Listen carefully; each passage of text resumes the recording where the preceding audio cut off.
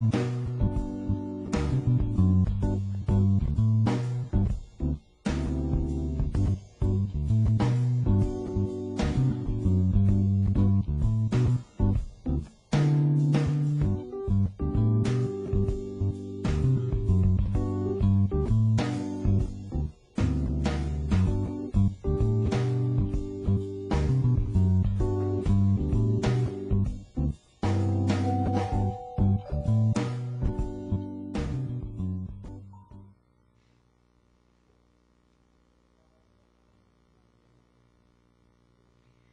evening, ladies and gentlemen, and welcome to the September 22nd meeting of the Indian River County Planning and Zoning. Please stand for Pledge of Allegiance. I pledge allegiance to the flag of the United States of America, and to the republic for which it stands, one nation, under God, indivisible, with liberty and justice for all. Thank you. First item on the agenda is the approval of the minutes of the August 25th meeting. So moved. Second. Motion to approve by George and seconded by Jen Stripson. All in favor say aye. Aye. Opposed? Motion carries. All right, we have two items that are quasi-judicial. So if there's anybody that wants to speak to the Shrewsbury non-commercial kennel project or the wild turkey project, please stand to be sworn in.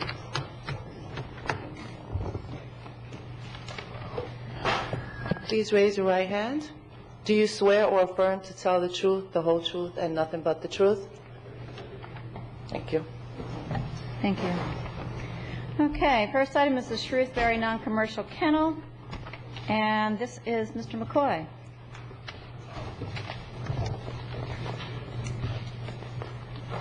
Yes, it is. Thank you, Chairman Keyes. This is a request from an applicant for a non-commercial kennel.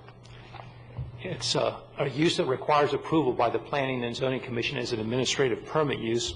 And along with that, procedurally, there are special notice provisions, and the applicant has to put out a sign on their property with their contact information.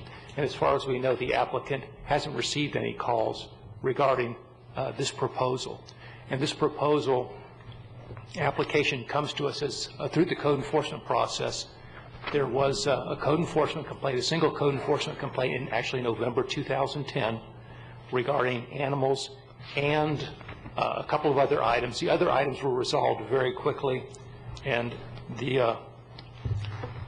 and we've been working with the applicant through the code enforcement process over time to resolve the non-commercial kennel issues. The site is actually located in the South County, just a block west of 27th Avenue. And you can see the subject site highlighted there in the gray. It's zoned RS3. The property east of the site between it and 27th Avenue is zoned limited commercial, and all the other adjacent properties are zoned RS3, residential single family up to 3 units per acre. Next, I'd like to show you the aerial, and the subject properties outlined in red. And this shows you the physical characteristics of the site. The area is developing. It's not completely developed right now, but it is developing as time goes. It's certainly much more developed than it was 10 years ago. This is the site plan that the applicant has submitted, and they've actually updated this a little further to show that the fence will be removed from the right-of-way, and the shed will be removed from the right-of-way.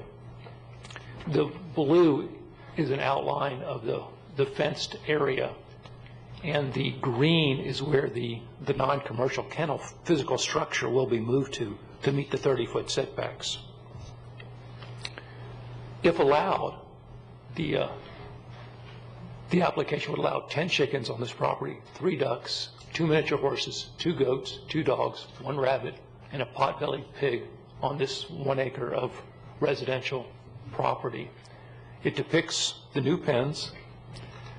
It provides for removing and relocating the shed and fence. The applicant will need to address the rooster. The applicant has indicated that there are 2 roosters out there.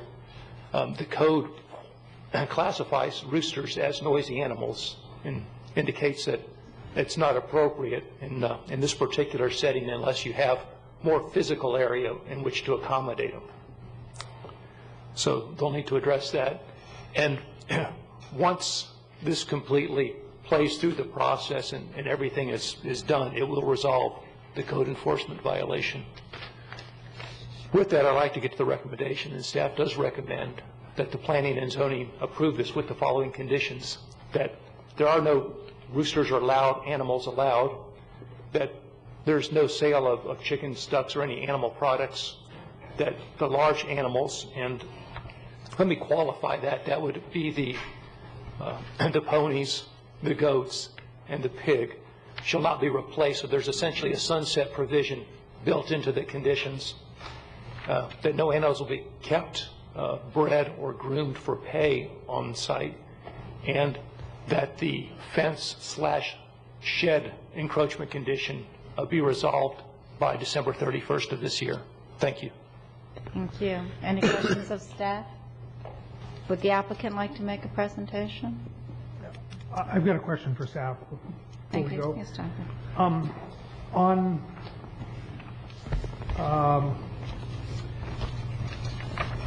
attachment 1, on both pages, there's a reference in there under the grandfather clause.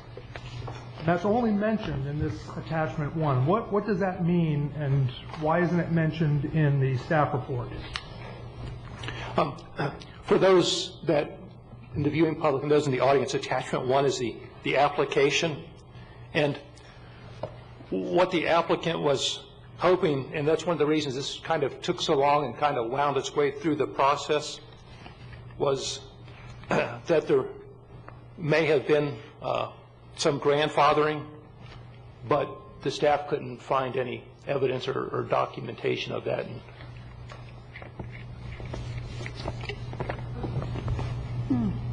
That's interesting.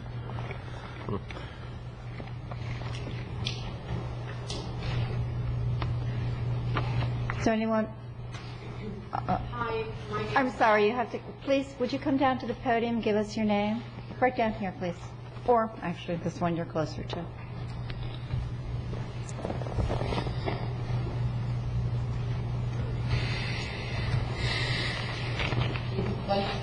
Yeah, either one.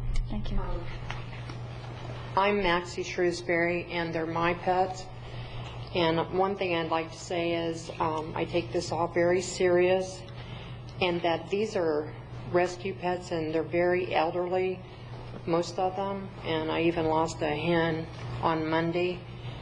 But I thought the grandfather thing might apply because of the fact that they're like 14, 15 years old, a lot of the animals there. So I don't know how long it takes to be somewhere to be grandfathered in, but whenever I moved there, there wasn't any other houses except on the very end of the road. And that we've, always had pets and stuff there. And it's kind of a farm setting, but it's kept up very well. We keep it pretty groomed and maintain the maintenance of it, and the animals are kept very clean. There's no odor, or they're fed and watered twice a day, and a lot of love. And I just wanted to point out those things, that like losing a hen on Monday because they're old, and I just want to be able to keep them until their demise. Okay. George, do you want to? It's my understanding if we do this, that cleans up like what you just said. The code violations are gone. There's no problem with anything. She just cannot replace the larger animals, but she could continue with the chickens and so forth within the numbers specified, correct? Correct. So all is forgiven.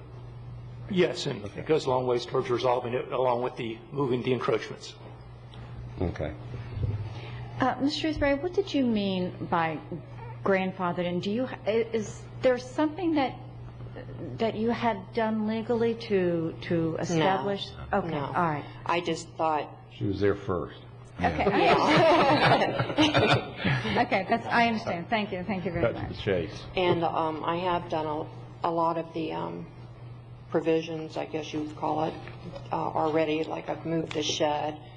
I've done the 30 feet setback I've been working on this project every weekend when I'm not in surgery to show that I'm very serious about all this, and hope that you'll help me out here and let me keep them.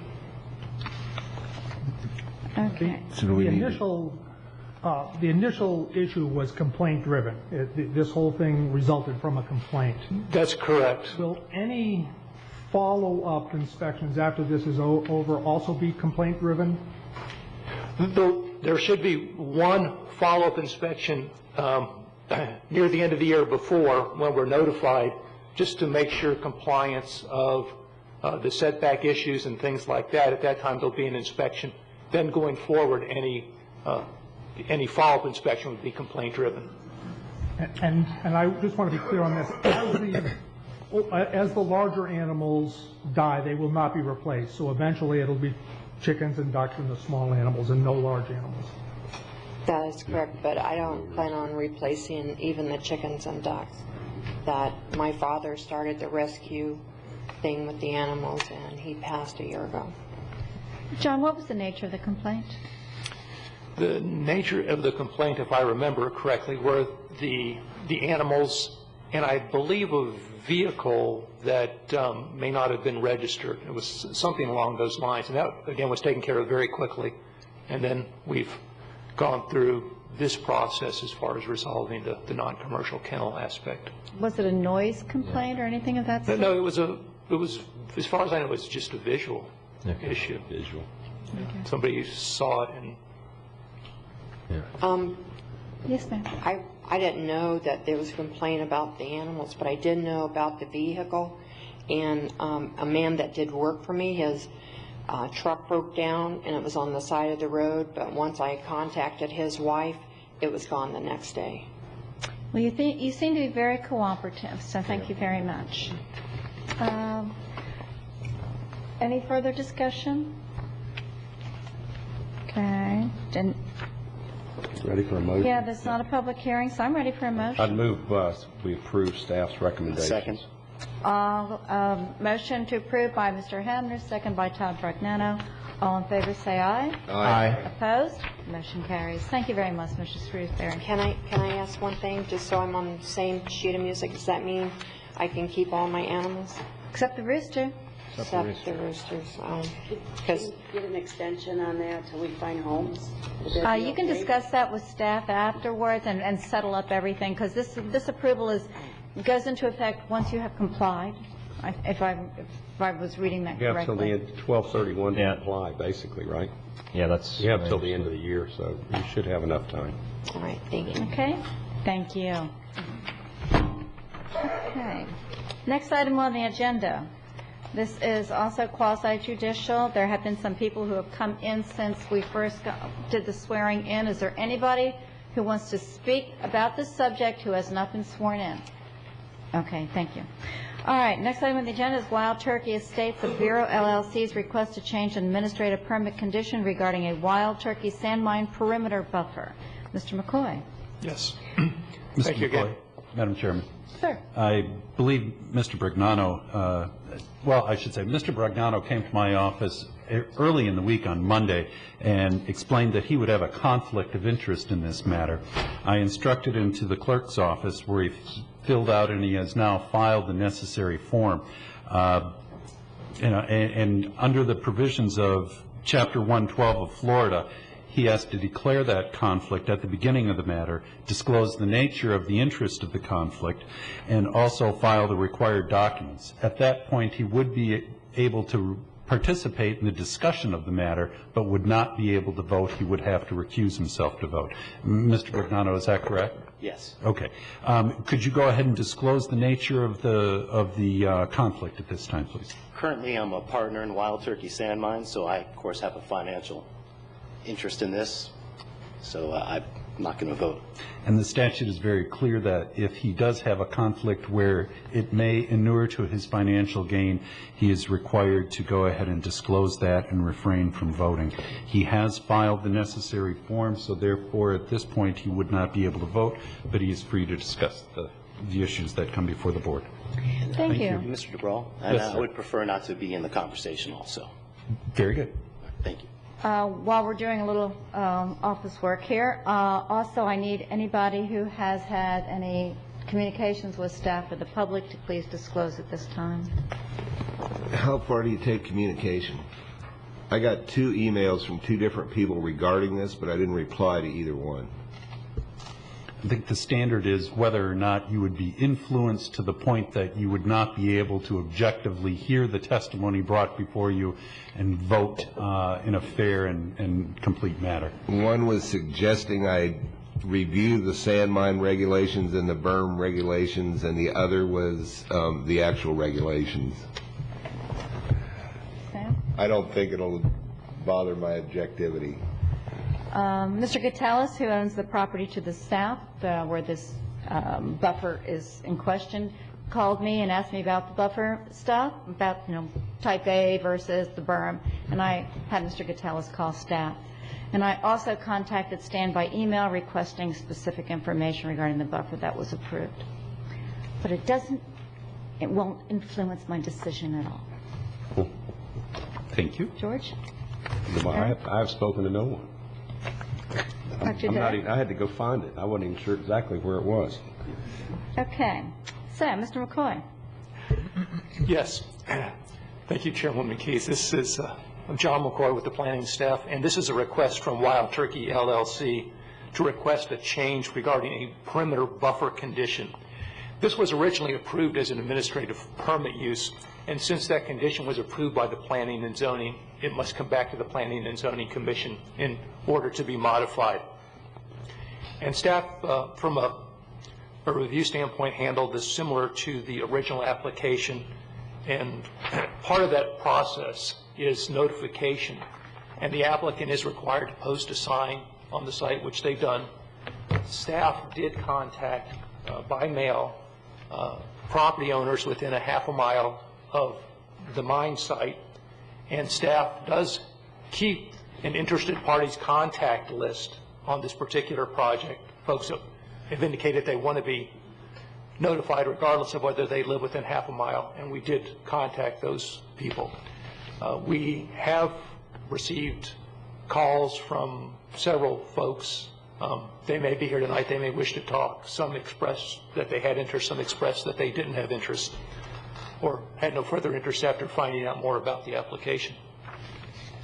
For those of you that are not familiar with the location, it is on the west side of 82nd Avenue. The southern boundary is 37th Street and the northern boundary is 53rd Street. And really the particular aspect in question tonight is just that small portion in red where the type A buffer is required. And again, that's because there is a 10-acre parcel which is located immediately south of that red area. This is a detail of that area that shows the 10-acre parcel immediately south and essentially approximately where the buffer would be wrapping around that 10-acre parcel. There are 2 LDR provisions that apply, land development regulation provisions that apply under essentially 2 different circumstances. The first is the type A buffer required next to the 10-acre parcel, and that could be constructed with no opaque feature at all. Essentially, you'd have a 50-foot wide type A buffer planted on flat ground, and you'd have the landscape within that 50 feet. The other compatibility type requirement is a noise study is done, and to address and mitigate and attenuate noise issues, the applicant can do a variety of things. In this particular case, their solution was to construct a berm to address those concerns. Where the 10-acre parcel exists, these 2 code provisions essentially overlap. So both of them will apply or can apply in that particular instance. And the code provision requires the type A buffer or an equivalent type of buffer to address that. First of all, I want to orient you. I've turned north to the right, so it's not up, but it is to the right. 82nd Avenue is on the south side of this, and the purpose I included this slide is really to show you where the berm exists, or where this proposed berm will be. And starting at the south end near Treasure Hammock Ranch, then running north, the berm would extend along essentially the east perimeter, loops around some wetlands, comes up the east perimeter, loops around some wetlands, runs north, then runs east-west to the front of the project, the east side, then back to the north, and then back up 82nd Avenue.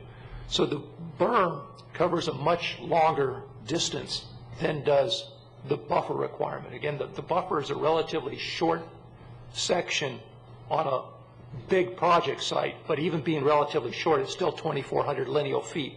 So when I say short, that's in relative terms, not absolute terms. But I wanted to use that slide to illustrate exactly and put in perspective where the buffer is versus the berm and where the two overlap. This is a detail of the area, and again shows you that buffer section and gives you an idea about the physical features. The shows this will eventually be a lake area, sand mine area. Again, the buffer section, the 10-acre parcel, 82nd Avenue.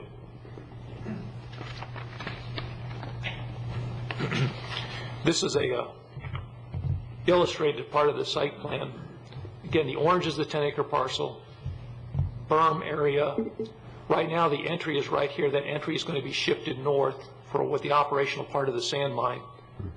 Blue is essentially phase 10 of the sand mine operation. So it's a fairly distant future. There are 12 phases altogether.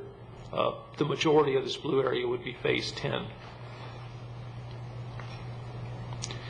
This is an illustration of a typical type A buffer that was approved with this plan and is part of the plan set with the approved buffer.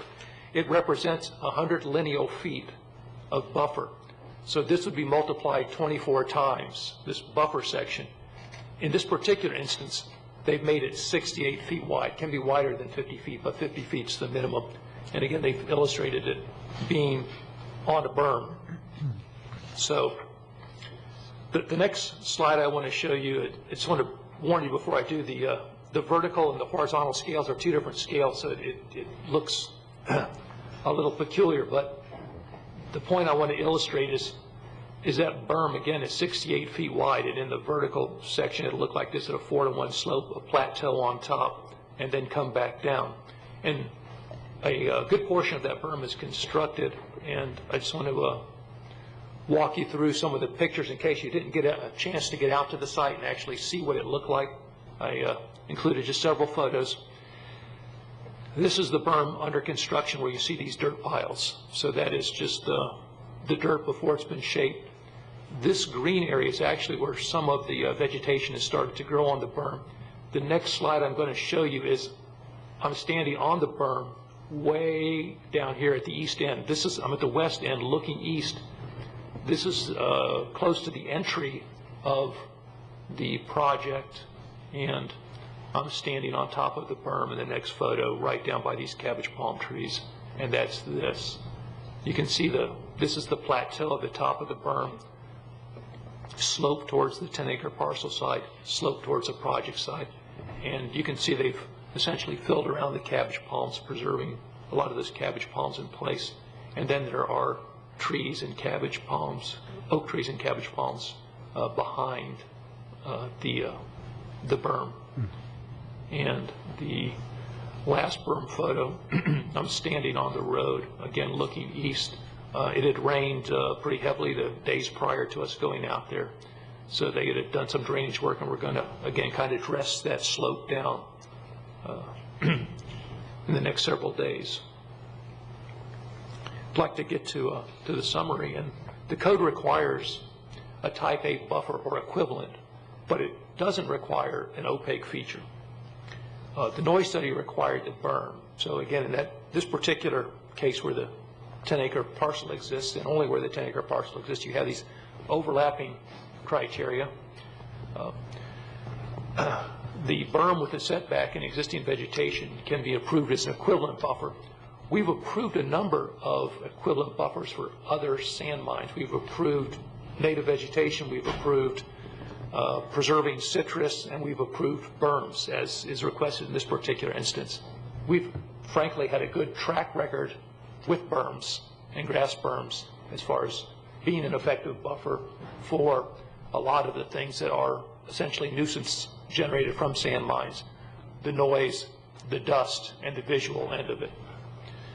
The applicant's proposal essentially satisfies it. It's an 8-foot berm with oaks and palms in lieu of a type A planting. Staff recommends the Planning and Zoning Commission approve the request to remove the landscape buffer and require the grass berm and the preservation of the existing vegetation, and then also that the berms for future phases be constructed in association with those phases, and that'd be basically any place they'd be visible from the outside. Thank you. Thank you, Mr. McCoy. Go ahead, George. John, if we don't go along with the 8-foot berm and the 10-foot plantings, looking at the pic, where would that be? I was a little confused with the berm in place. Where are you going to put the type A buffer? Where would it be? Right now, the way it's proposed is the physical plantings would be on the slope of the berm, the plateau of the berm, and then the back slope of the berm. And that is what's attempted to be illustrated in the Okay, so what they're proposing is going with the, so they're proposing going with oak trees and palms and not the understory planting, is that, or are they proposing no planting at all? They're proposing no planting at all, just a grass berm and preserving whatever cabbage palms and oaks are actually in place at this time. Okay. And potentially not preserving. Our experience with the reason I was asking is, this was quite contentious when it came through here, and I don't remember exactly why we ended up with this piece of the section being the planting, but I know that we have a lot of trouble with plantings on berms. That's, it's hard to keep the plants alive and whatnot anyway. Trees, probably not so much a problem, but the planting would be a problem. Irrigation and keeping the berm a big moist berm, that's hard to do difficult. even with irrigation. So, okay. Any further questions of staff? John, on the slide where you had the green line, that's the only place where there won't be planted vegetation, is that correct? Where there won't be a buffer? There, right there. That is the only place where a buffer is required under the code, where it's being considered to be removed. All of the rest will just be bermed under the way the code is. And let me just step back to this one. So, presently, this is the only place that requires the type A buffer. Okay. Was that because of the residential property next door? It's only because of the code where we have residential property next door? Only because there's essentially a ranchette-size lot next door, correct, and the potential for future residential. That little strip, it just happens to be 10 acres, so it's a ranchette size, even though it's a really irregular shape. I mean, it's not. It's 168 feet wide by 2,000 plus feet long. But we've done this before, so I couldn't remember. That's why it was done. It was because of the residential. The 10-acre parcel is the cause for the code to require the type A landscape buffer. Correct. Okay. Any further questions of staff?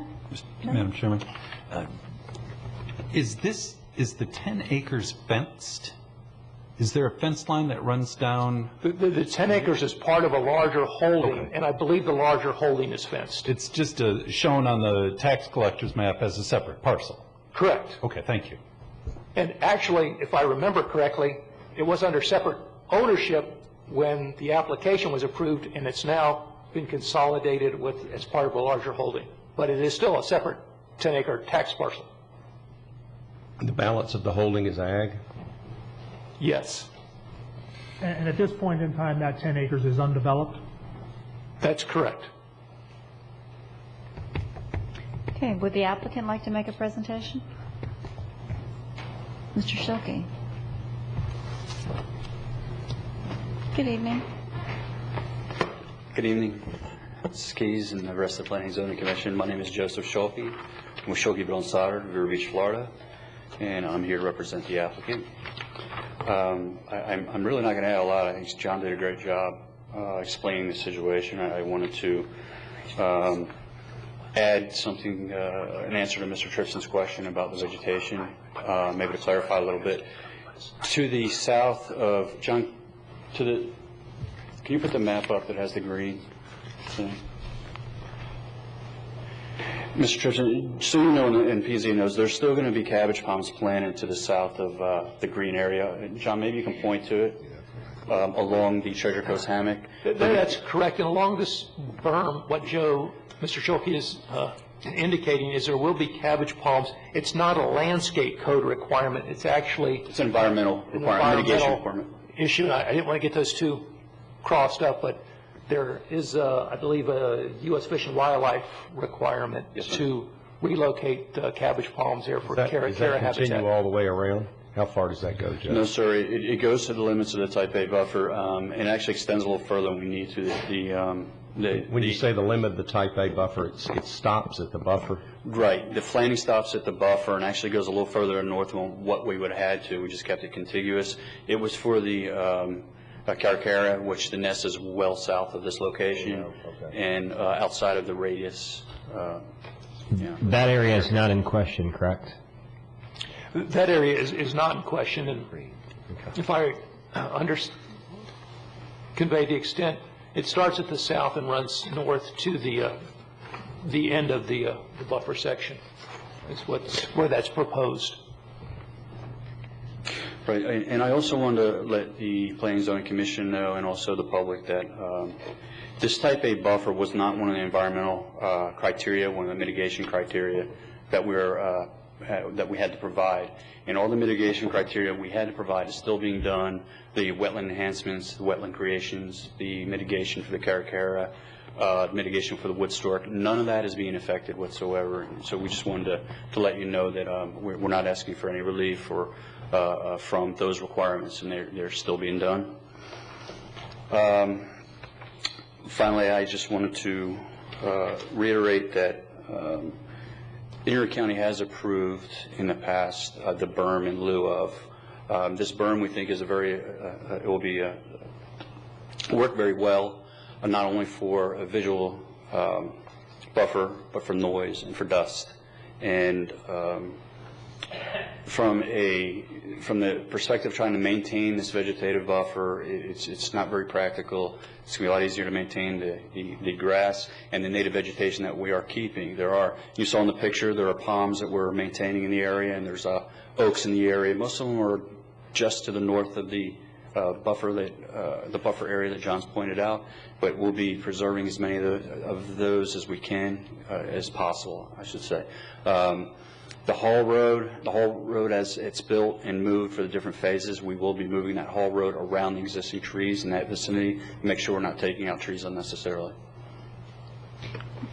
I have a question, Mr. Schulke. You said you would be providing a berm in lieu of the Type A buffer, but yes, wasn't a berm required? Well, the berm was not required as the Type A buffer. Part of the noise abatement? Right. It's part of the noise abatement. Exactly. It was for the noise abatement and the noise study we did. Okay. So the berm was required anyway? Yes, ma'am. Okay. Thank you. Anybody have any questions of? I had one question. In the staff report, it says on page 3,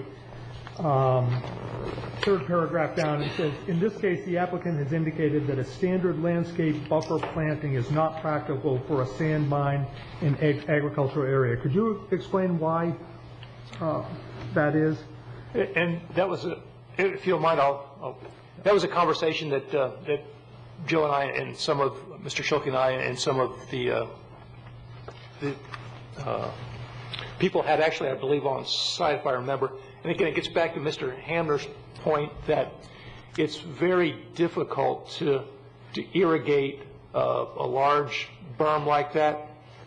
And then also in an agricultural setting, where we have more of a formalized landscape plan, it also becomes a lot greater maintenance effort to essentially have it be effective and be what you would want it to be. So we're talking about the that type A, that required type A buffer is now going to be replaced with a berm. That's correct. And so the planting issue was within the type A buffers where the planting issue is that's addressed in this paragraph. Correct. So that's always, the planting issue has always been an issue in sand mining because of the lack of irrigation, and it's always been difficult. In some places, it's more effective than others. In some instances, we've approved in lieu of a type A buffer, say like a palm grove, where the people are actually going to seek an agricultural exemption. So in that case, they're setting it up for irrigation, and they usually set up a wider swath of land to do the palm tree farm. So that was another example of in lieu of, but in that particular instance, it lends itself, and there's a purpose to the maintenance and the irrigation. So in effect, you're proposing a low-maintenance solution?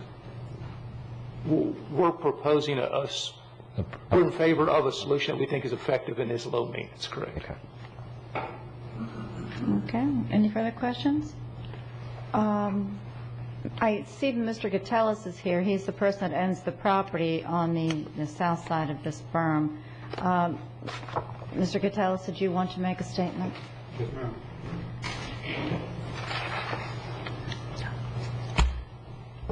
That's the skinny little piece, sir, that you referred to. But you own the parcel next to it as well, right? Excuse me? You own the parcel to the south of it as well, right? Yes, I do. Okay, so it's not just a I have some questions. First of all, as a taxpayer, I'm not really happy with the wordsmithing I've heard going on here tonight. Ms. Keys, you had asked our engineer, Mr. Schulte, 3 times about that berm. The berm is given. If you read staff recommendations, you see what we have gone through. I've read this over and over and over again. It is totally confusing. It sounds like either or. We're either going to choose between a berm or type A landscaping. That implication is there over and over and over again until you reread it. And again, thank you for clarifying that. The berm is there. The berm is a given. In their infinite wisdom, when they planned this originally, they proposed it with landscaping, type A landscaping. And there was a reason for it, to give the property owner, who had already been beat up pretty well, most of us in there, because of the presence of the sand mine. It's there. We're going to live with it. As far as the value of my property and others, we took a big hit. We got a little protection. Now they're back. Why? Why are they back, and why are we all of a sudden going to chisel a little more to the bottom line? That's what it's all about. Nothing more, nothing less. The fact that it may be a little more difficult, of course it's a little more difficult to maintain. If you've got plants in your yard, it requires more maintenance.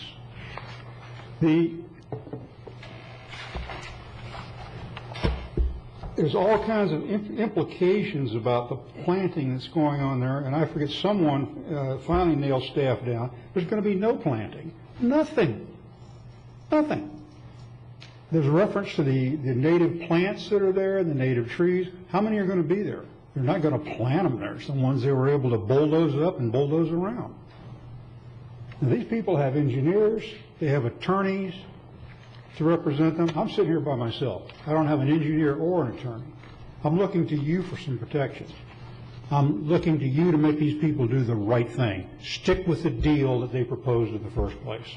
They proposed it. They got it through. Now all of a sudden they're back trying to chisel more to the bottom line, and they're doing it at my expense and the quality of the project.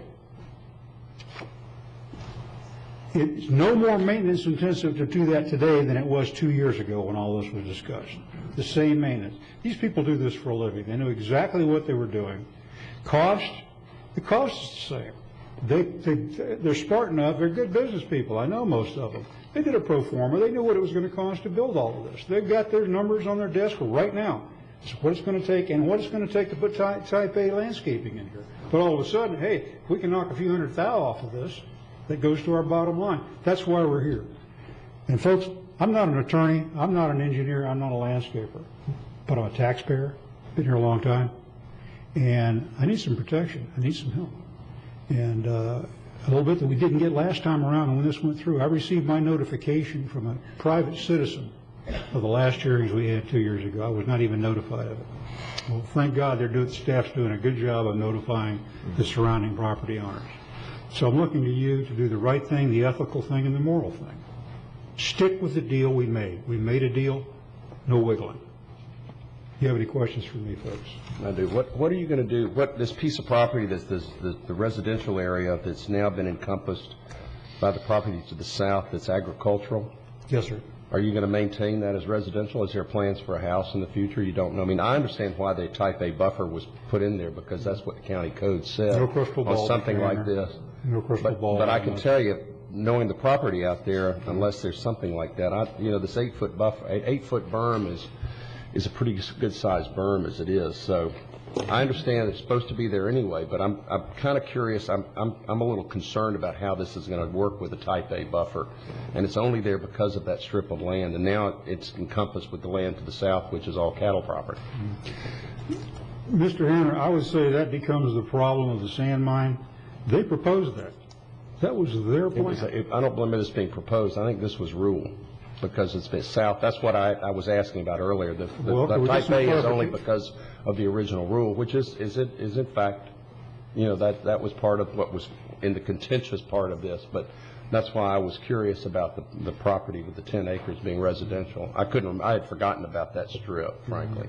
So, okay. So if I understand this correctly, you're saying that it was not part of the original proposal? It was part of the rule? It was put on the original proposal because it was one of the county rules, and I believe it still is a rule. Mm-hmm.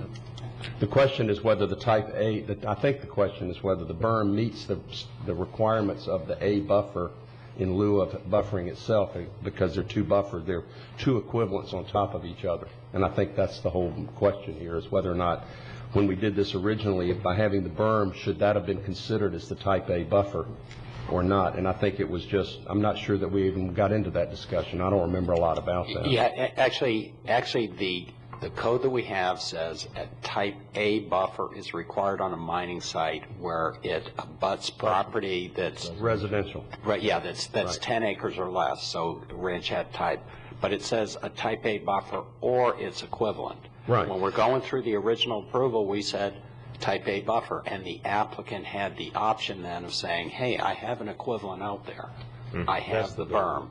But that Wild Turkey was the first mining project under the new mining ordinance. There was a lot going on. There was a lot of controversy, and the applicant I don't even know if the applicant knew that he had an opportunity to propose an equivalent.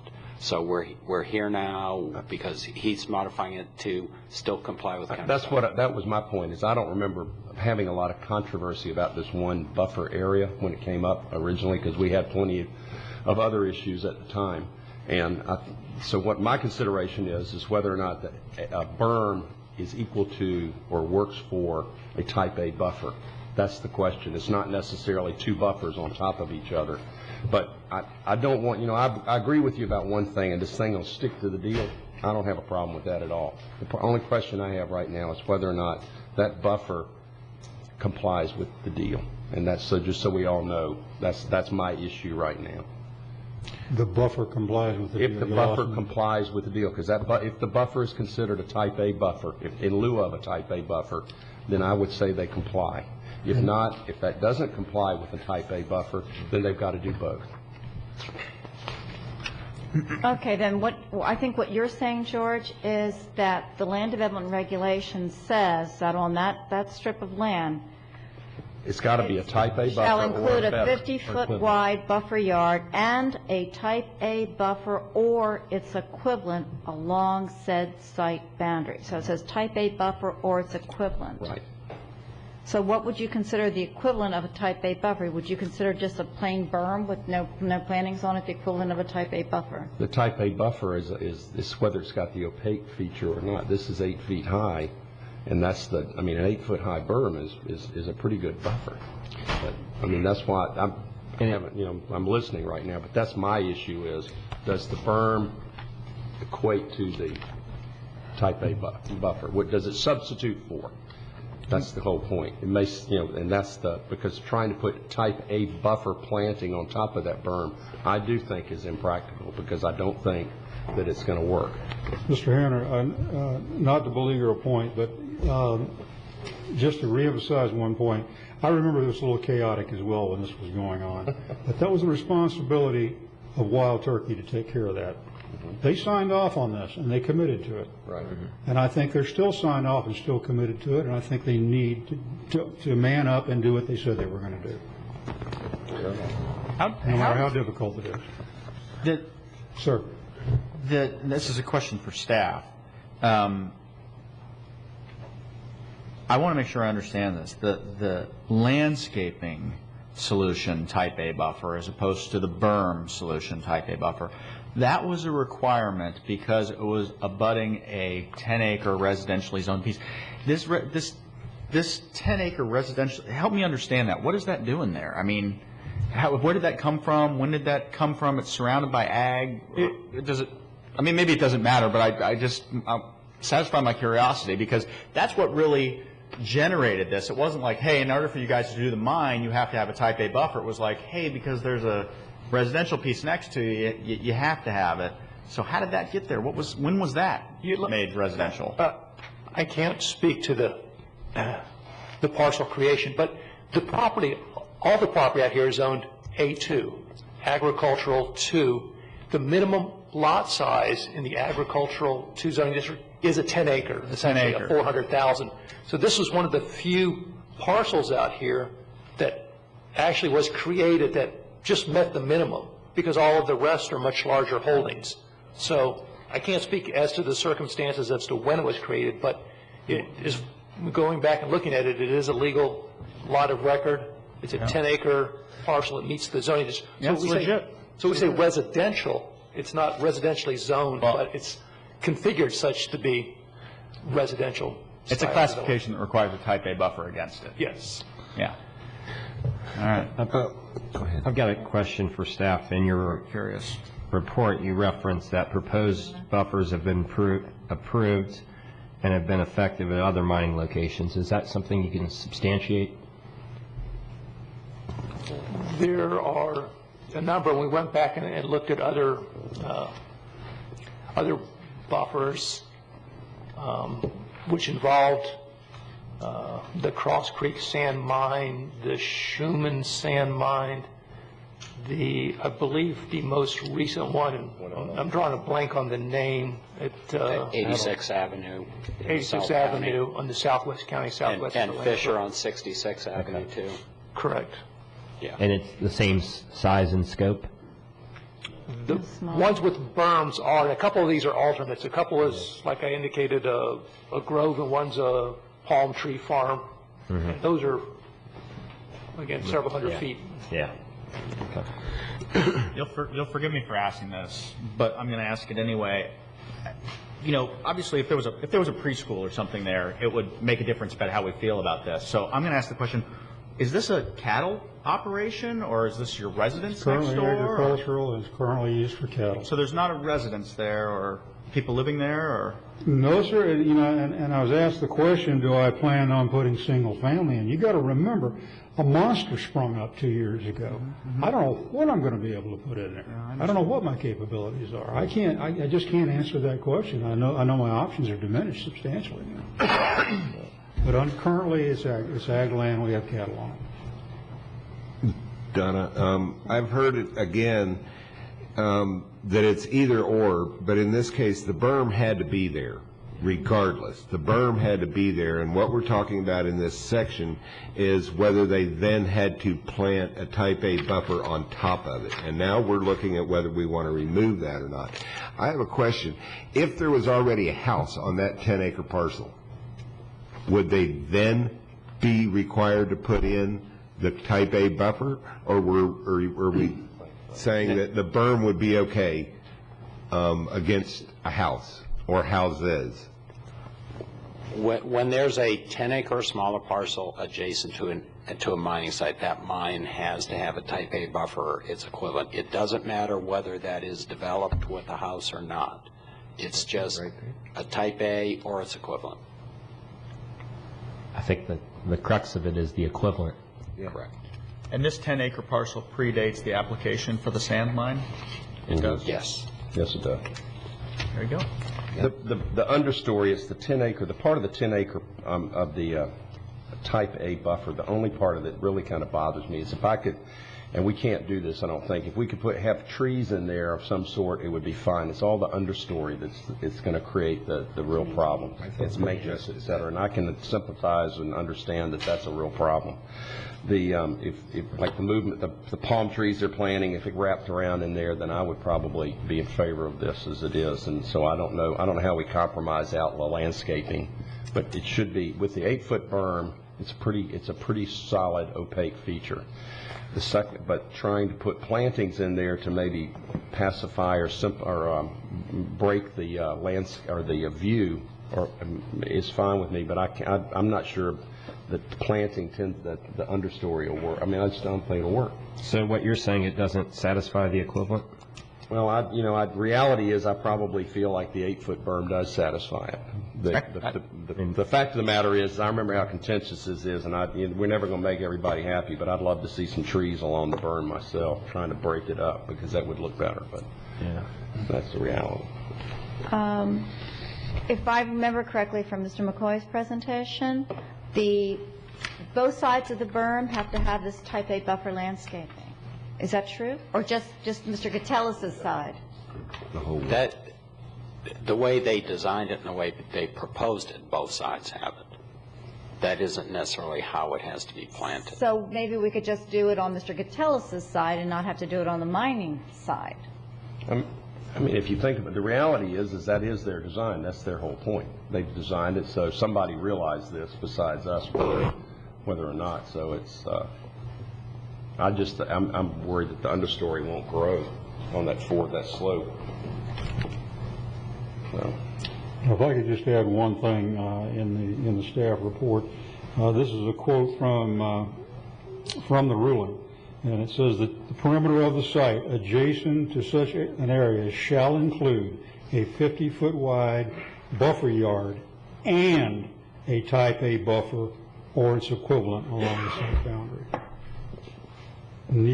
Doing nothing does not comply under any stretch of the imagination to this. Are you concerned equally about what's going to happen? I mean, I'm trying to orient this right. On your west property line, there's some kind of planting that's required by another jurisdiction or something like that. There's some kind of planting along here. Yeah, they have to do mitigation for the Cara. Okay. And so there's some kind of planting there. So, I mean, you share a property line with them up here as well, correct? Not as long as this one. I don't know. I can't see what. I'm so sorry. On the west property line.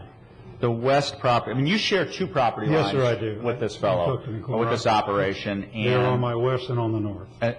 And that would be on the plant. Right there you go. Bingo. Thank you. Mm-hmm. The plantings that are required there. Does that give you?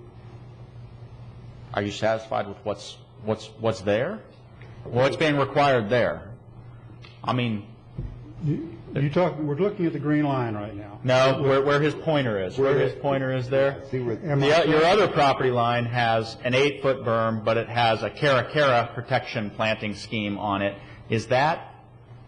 I'm not satisfied, but that was the deal, and I can live with it, and I'm not going to sit here and whine about it. Just like that green line was the deal, and I am here to whine about it. Right. Well, I guess what I'm asking is, I think you have a quite persuasive argument about the deal being the deal. I mean, but on the other hand, I guess what I'm probing is there a more practical solution other than just the deal, or are you just stuck on the deal as the deal? Is there a more practical solution? Yeah, is there something that's... I mean, let me answer it this way. Okay. The perfect solution would be a 40-foot berm. Let's build it. I'll be happy. But it's not practical. It would fit my needs, but it's not going to fit that. So now we're talking about a level of gray here. Yeah. And you're asking me what's right. I don't feel it's appropriate for me to ask for any more than what was in that original proposal. Although I'd like to see more. I'd like to see the dirt piles limited to 15 feet instead of 20. But it's not going to happen. That's the law. I can follow it. I'm going to be quiet about it. But the point is, that gave me a little bit of solace after Yeah. this thing hit the wall 2 years ago. It was like, well, I'm going to have a pretty neat looking little berm there. I might be able to salvage something around there. Yeah. And now all of a sudden, here we go. It's going bump in the night on me. Yeah. And so. Yeah. Mr. Gatellis, would you be willing to compromise on the plantings on your side of the berm and they not have to do the plantings on their side of the berm? Yes, ma'am. Okay. There's a compromise. Cuts cost in half. Can we send this back to y'all with these people to talk about what that might be, or do we have to make a decision? Do we have to come up with a solution right now? We have to approve You it. gotta come up We have with to a approve it or solution. deny it. I want to send it back to you. No, you actually, I think our decision here, from a staff perspective and our recommendation, we have to follow the code. We had to make a decision, Right. make a determination. Is the berm equivalent to a type A buffer? We looked at what was the type A buffer supposed to provide? It was supposed to provide a buffer in terms of noise, in terms of visual characteristics, in terms of dust. And does a 8-foot grass berm with trees on it serve the same function as a flat type A buffer with all the required plantings in it? Now, I do want to say that we do have the 50-foot buffer there. Actually, it's much more than 50 feet. So the buffer width is there. So they have room to put some of this flat and not on the berm. Oh, that's a good idea. And the fact that in the design of the type A buffers, there are some alternative designs that would be available. I mean, they could represent a different, if we said, no, we're going to do both, they would have to they could redo the type A buffer design and not quite have it on the berm itself. Correct. The type A buffer really is a quantity of canopy trees, understory trees, and shrubs. But I guess what I'm asking is, I'm seeking, if there is a way that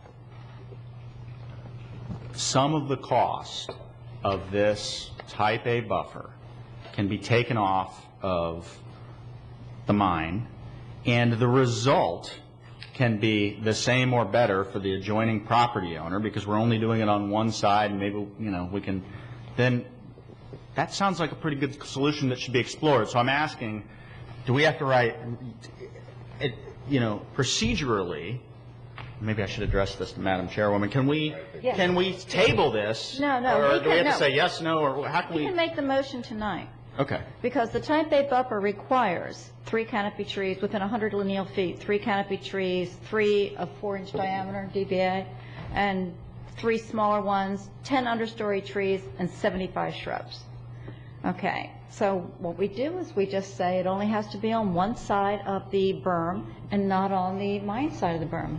Actually, we don't have to say, we don't have to design it. The engineer has to lay out the type. I mean, there's 10-foot and 20-foot and 30-foot, and we've got different, as I remember, there's a lot of different layouts for the different buffers. And if we're only doing one half, it would be half of the type A thing. You wouldn't put them all on one side. I mean, right. That wouldn't work. So if someone has to actually sit down and work this out to this gentleman's satisfaction and to the owners, something that'll work for them. I mean. Okay, do I have proposal of some wording, staff? Do you have any other comment from the audience? Pardon me? Is there any other person that wants to speak from the audience? I don't know if we're ready to call the question or Let's see if start we with can the come up with motion. some wording first, and then let. Is this a public hearing? No. No, it's not a public hearing, but it's a quasi-judicial matter. I think that you'd want to hear all the evidence from all the people first and then go into the decision-making process instead of trying to make the decision-making process before all the evidence is heard. But if we have an answer that maybe makes everybody happy, we may not have to go through that process. I would still recommend that you hear all the people speaking on the matter before you go ahead and start to make motions. These are people that are directly affected? Is that correctly? Absolutely. Let's hear it. Good reason to hear them. Okay, so you have an idea where we're going on this. Mr. Catellus, did you have anything else that you'd like to say? No, You can come no, back thank you. and address We've covered us it. after this. Thank you. Okay, so who would like to, sir? And may I have somebody, the next person, line up at the other podium, please? Who is the next person that would like to speak? I think Suzanne. This is, this is the only, oh, thank you. Your name and address, sir. My name is Clyde Sent, 7980 37th Street, Vero Beach, Florida, Treasure Hammock Ranch. I'm just like this gentleman. First of all, I cannot believe that we're here again discussing wild turkey. I thought after the years of meetings and them getting their permit approved, it was over, but I guess that's what we residents get for thinking. It seems like the word honor has been taken away from big business. They promised us Palm Springs and want us to settle for Haiti. When pushing to get the permit, their key selling points to the commission and planning and zoning was this beautiful buffer they were going to build, which would give local nurseries and business and bring in an influx of money to our local economy. That was one of their selling points. But what it looks like they did was go ahead and build what they wanted and then hope to get it passed. We thought that they understood that Treasure Hammock Ranch has invested a lifetime commitment to preserving the ranch for all time. On the other hand, the mining operation is a short-term venture. We will probably one day be like Central Park, where we're the only green land around and would much rather see the beautiful landscape they promised us than the pile of dirt they have now come up with. You let us believe that you respected our vision and would build a proper buffer that would go along with the premise of for all time. What it looks like that they have done is make big promises to get the permit and then make changes to suit their needs and to line their pockets. We are also offended that a county commissioner would try to make a joke out of the situation. In Bob Solari's inter-office memo to the rest of the commissioners, he made the comment, are the cows going to be any happier with a higher grade of buffer?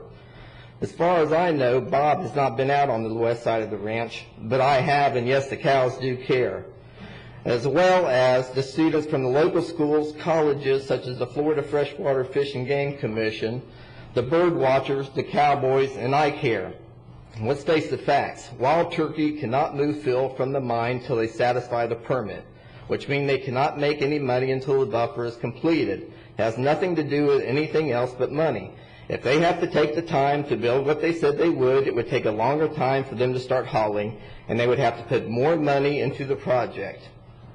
But what the board should look at is they've had the time to build what they were supposed to and chose not to. They wanted to gamble with their time to see if they could slip one past on the Planning and Zoning Board. I hope the board has the insight and intelligence to see what they have done and vote no to the changing of the permit. Thank you, Mr. Johnson. Any questions? Thank you. Thank you. Next, and the next person who would like to speak, please take the other podium. Thank you. My name is Suzanne Fransky, and I live at 8190 37th Street. Thank you for the opportunity to speak tonight, especially because this issue probably aroused more community conversation, and I was told that these chambers were never as full as for the over 2 years that this went back and forth for such a long time with citizens, engineers, environmental people, residents and all, who were expressing our views about the dissatisfaction of wild turkey. Indeed, the county commission acknowledged that it was never in their thought to have Ag 1 residential be an industrial mining zone. And I understand that the 10-acre parcels at the other end are Ag 2, but we, and many of us there, I think people don't think that, they think there may be 3 or 4 residents on 82nd. There are hundreds of residents on 82nd. It's 160 in Ranch Land alone, 160 residents, not counting the other subdivision, and then not counting all of us going northbound. So it's always something that I want to clear up to make sure that everybody realizes there are hundreds of families out there with children, with animals, and a life that they would like to protect and their investments. Many of you were here for the months and months of meetings, and those of you that were here, I'm sure, can remember that this was not an easy issue. There was a lot of emotion, there was a lot of discussion, there was a lot of research, there was a lot reviewed. And I can assure you at that time that all the issues were brought up as it related to this berm. In fact, Wild Turkey wanted to do a grass berm, and the commission, understanding where all the residents were coming from, health and safety. One thing I wanted to share is that landscape, environmental and wildlife habitat, these are long-term points. Landscape, trees and shrubs have a greater CO2 to oxygen conversion than grass. And I understand, sir, when you said that it's been done in other parts of the county. Well, I guarantee you not with a conservation ranch and hundreds of people who have paid incredible taxes. We're not taxed ag taxes, we're taxed residential taxes, who live there. The zoning of Ag 1 is very important, and it's relevant because there is only one way to ingress and egress to this mine, and that's where all of us live. At the very best, it'll look like a landfill. At the worst, it'll look like a dumping ground. That's another reason that the commission considered, and everybody else, the foliage and to be opaque. It's a habitat issue. It's an issue for those protecting property rights. It's not just Mr. Gattelis, who I've never actually met before, but I was so grateful to hear you speak, because you have every right as a citizen to protect your property. Every right. And that's the job of all of these committees, to represent the community, to represent all the neighborhoods. And I'm not affected like you are, but I'm affected as a community resident. And I've lived in Indian River County. I've lived in Indian River Shores, Indian River County, in the city of Vero Beach. And I've been here for over 55 years. And I can tell you, it is appalling to see, after this long and arduous discussion, quite frankly, a fight, that we are here again. Why? I have not heard Wild Turkey say why they want this. Is someone from Wild Turkey here that can tell us what is your reason you want the change? Could you tell us, sir, what is the reason you are requesting the change for your clients? I mean, I have an assumption, but I'd like to know. Hey, my clients are not here or absent at the time. I can tell you that it's a maintenance issue, and there's probably a financial issue as well. Okay. It's my best guess. Thank you, sir. I assume that, as I think most of us have. Okay. I built my home, like all of you built your home. You know, I didn't really want to have to put in those additional trusses. I didn't really want those coated windows that I had to have, C-O-D-E-D-S to the code, not coated, not darkened. If they cost more, they're more to maintain because they had to be put in a certain way. Everything that I did when I built houses, I had to live by a code. I bet you if I came to the county and said, oops, I'm running out of money, which quite frequently has happened to me in my life, but I bet you that when I was building, when anybody does a project, I don't care if it's an ag project. I've been in ag. I've owned citrus groves. I've been in ag. I understand ag. But I can promise you that if I would have come in here and said, gee, I want a permit change, I don't want to have to live up to the code that's for the Hurricane 3 level that Indian River County's under, I bet you wouldn't have given me that permit, would you? No, because all of us have to live up to what the codes and regulations are. Without question, we should all be held accountable to the same standards. And more importantly, this is a business financial issue. That is not the residents' problem. That is the business structure, the big business plan, and the operational organizational issues with Wild Turkey. That is not a concern of mine, nor would my house and what I had to do to build it and every place I've ever lived be the concern of Wild Turkey. That is a responsibility you take on. You have to have a business plan, you have to have financial acquisition ability, and you have to have staying power. That is not the neighborhood issues. It was not a concern when it came before any of these committees, including P&Z, including the County Commission, and the other committees that all said this was not a good idea. But we were afraid of this happening, that it would start to be whittled and whittled away.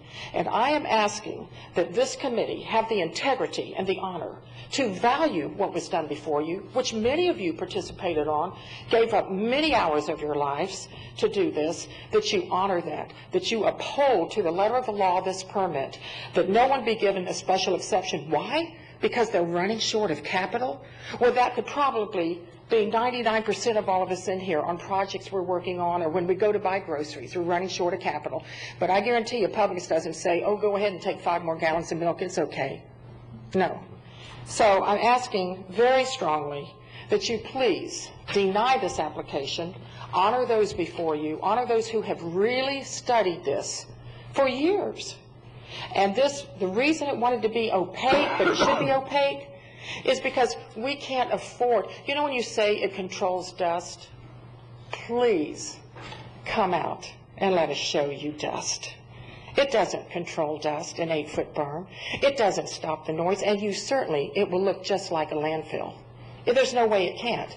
That's what the landfill business is about. We deserve better as tax-paying citizens. We believed in you. We put our faith, trust, and confidence in you. And now I'm asking you to uphold that so we can continue with our faith and confidence, not just for the residents, but for all of Indian River County, who also supported, with their tax dollars, the first Family Farms and Rural Act conservation ranch in the state of Florida. Thank you very much. Sir. Good evening. Brian Carmen, Executive Director, Indian River Neighborhood Association. This is the first mine under the new regulations. And we all went through a lot of angst as we went through technical reviews, and everyone did their due diligence. Despite what some would disagree about the hardships it may or may not impose on residents, the Planning and Zoning Commission, as is their right, approved these as the new regulations. Now, the history of a berm and another mine may be interesting, but not relevant to these regulations. This is the first one under the new regulations. If you go back to the days we had the landscaping, we said we had to have Florida 1. Folks like to say, we'll have a functional equivalent. Instead of having 1 12-foot palm, I'll have 3 4-foot palms. Now, we know that's not what the intent of this was. In order to get through some of the more egregious problems with the landscaping regulations, we brought the stakeholders in with the staff, and they rewrote the regulations and fixed them to everyone's satisfaction. And I believe that that's what should happen now. I do not believe it is the purview of Planning and Zoning Commission to rewrite the rules on the fly, even though it may be some really nifty ideas, and I can see why you would believe in this. But certainly, you need to play by the rules.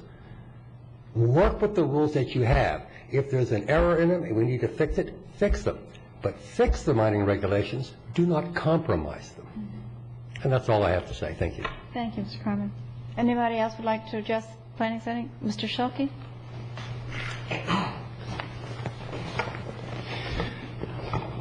Thank you for giving me the opportunity to address you again. I just wanted to go over a couple of the comments, a couple of the issues. You know, a couple of the neighbors had indicated that the client should man up. It's his responsibility. He made a deal. It's his commitment.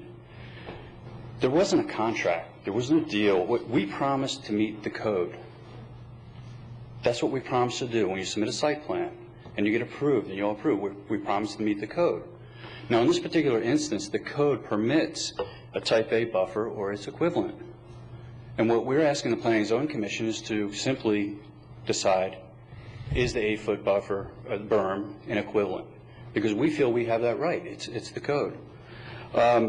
We also feel that there's a precedent set. You've approved it on other mines. Someone said before that, well, you had to provide that berm anyway for the noise. But I'm willing to bet, and I'll ask John, the other mines probably had to have that berm for noise as well. It's the same exact situation. So I would ask you to consider that. There's an equivalent. This is an equivalent. It's been approved that way. There's been a precedent set, and we think it should be permitted, should be allowed, and you should consider it. Thank you. Thank you, Mr. Schulke. Is there anyone else who would like to address the Planning and Zoning Commission? Okay. Gentlemen? Madam Keys, I just have one thing I'd like to say. I misspoke earlier. I want to correct it for the record. In talking about the parcel size, I indicate the property was zoned A2. It's actually A1, agricultural 1 unit per 5 acres. Doesn't affect the parcel size. The parcel size is legitimate. It is the correct size and is a valid parcel. And the other item, just in the staff's view, is the question is what is equivalent to the type A? The code does allow the option, and that's what the staff report was trying to convey. It allows the option. And what is equivalent is the question. Is there anywhere that is specifically addressed what an equivalent is to a type A buffer? No. There is not from a quantifiable standpoint as far as... Okay, thank you. I don't remember a mine that's got an 8-foot, that we've done this as a precedent either. I think the closest we came was on the residential to the south of the mine off 86th, as I remember, and I think that Palm Trees did that. I don't remember doing a burn. I don't remember doing an 8-foot burn anywhere else.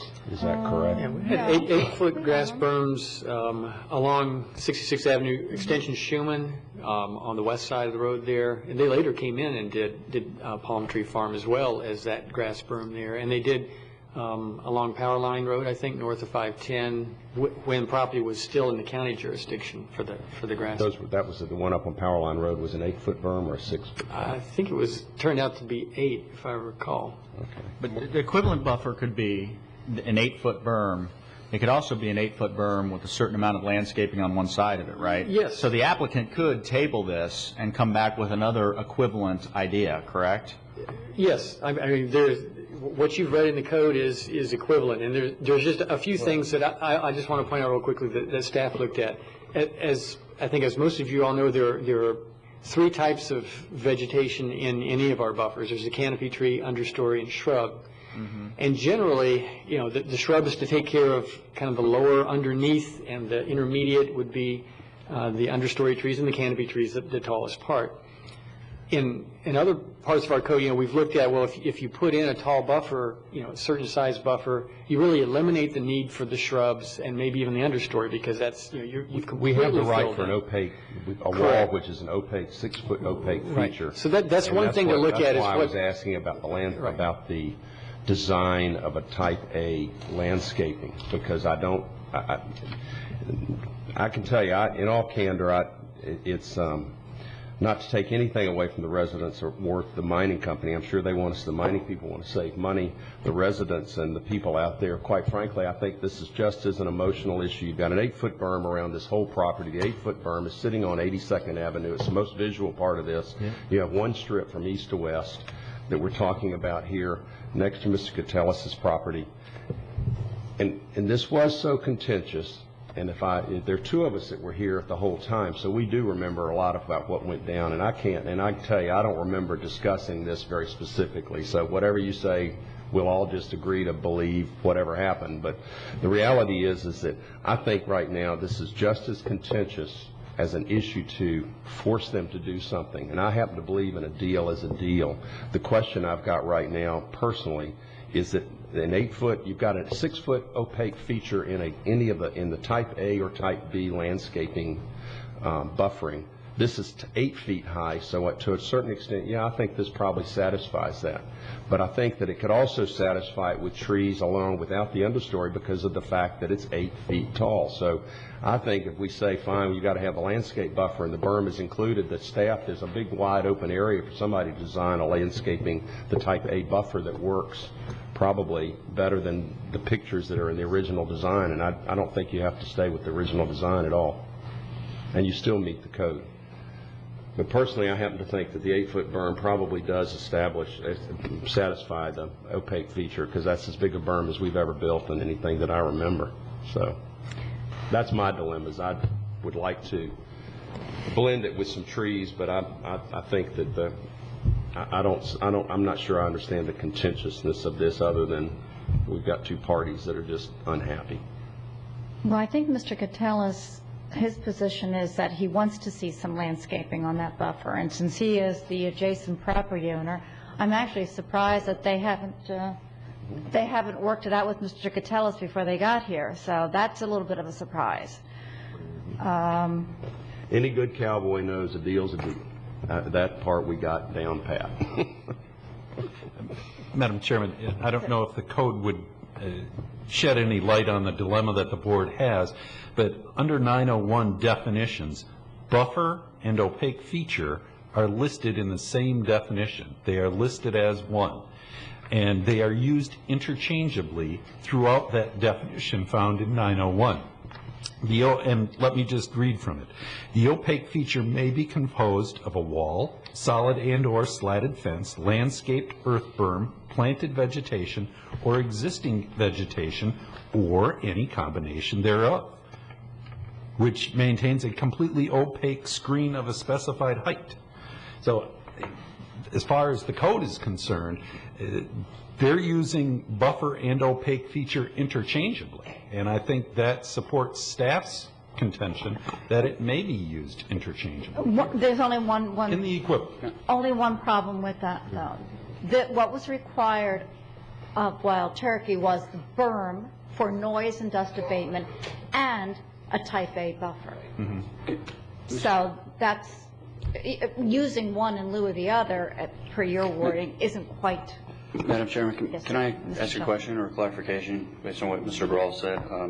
Mr. Brawl, I believe the code has specific requirements where it defines as a type A buffer with opaque feature or just a type A buffer. Right. In this particular case, we have a type A buffer. It would not have to be opaque. Am I right, Bob and Stan? This would not have to be a opaque landscape buffer in this particular case. Correct. I just want to make No, that I clarification. understand that. And buffers may require opaque features. They don't have to. Right.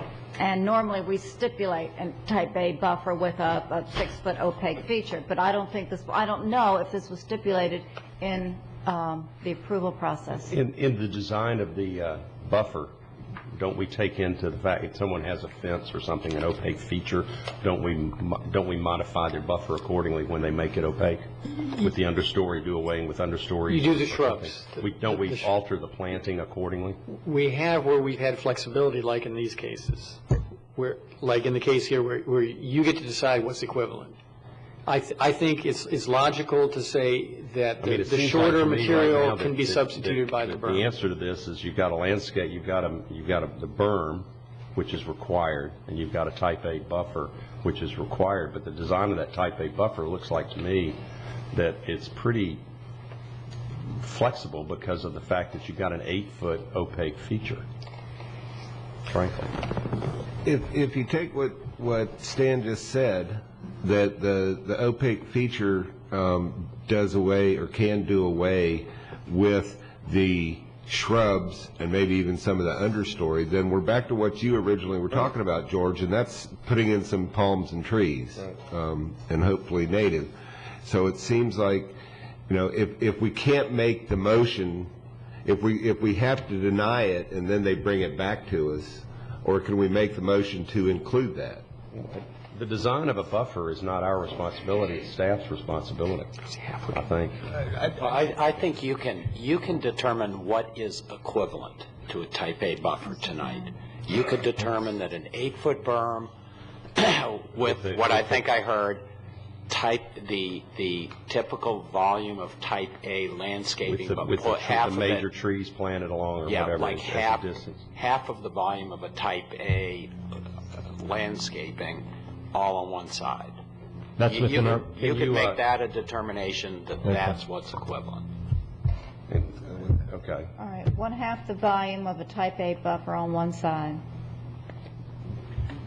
And the width of that buffer right now is 50 feet, 25 on each side? That's the minimum. They have, just the berm itself is 68 feet, and they really have about 300 foot of buffer there. Okay, so we can make a motion that half the Excuse volume me, of the type excuse A. me. Now, Suzanne, you're interrupting me.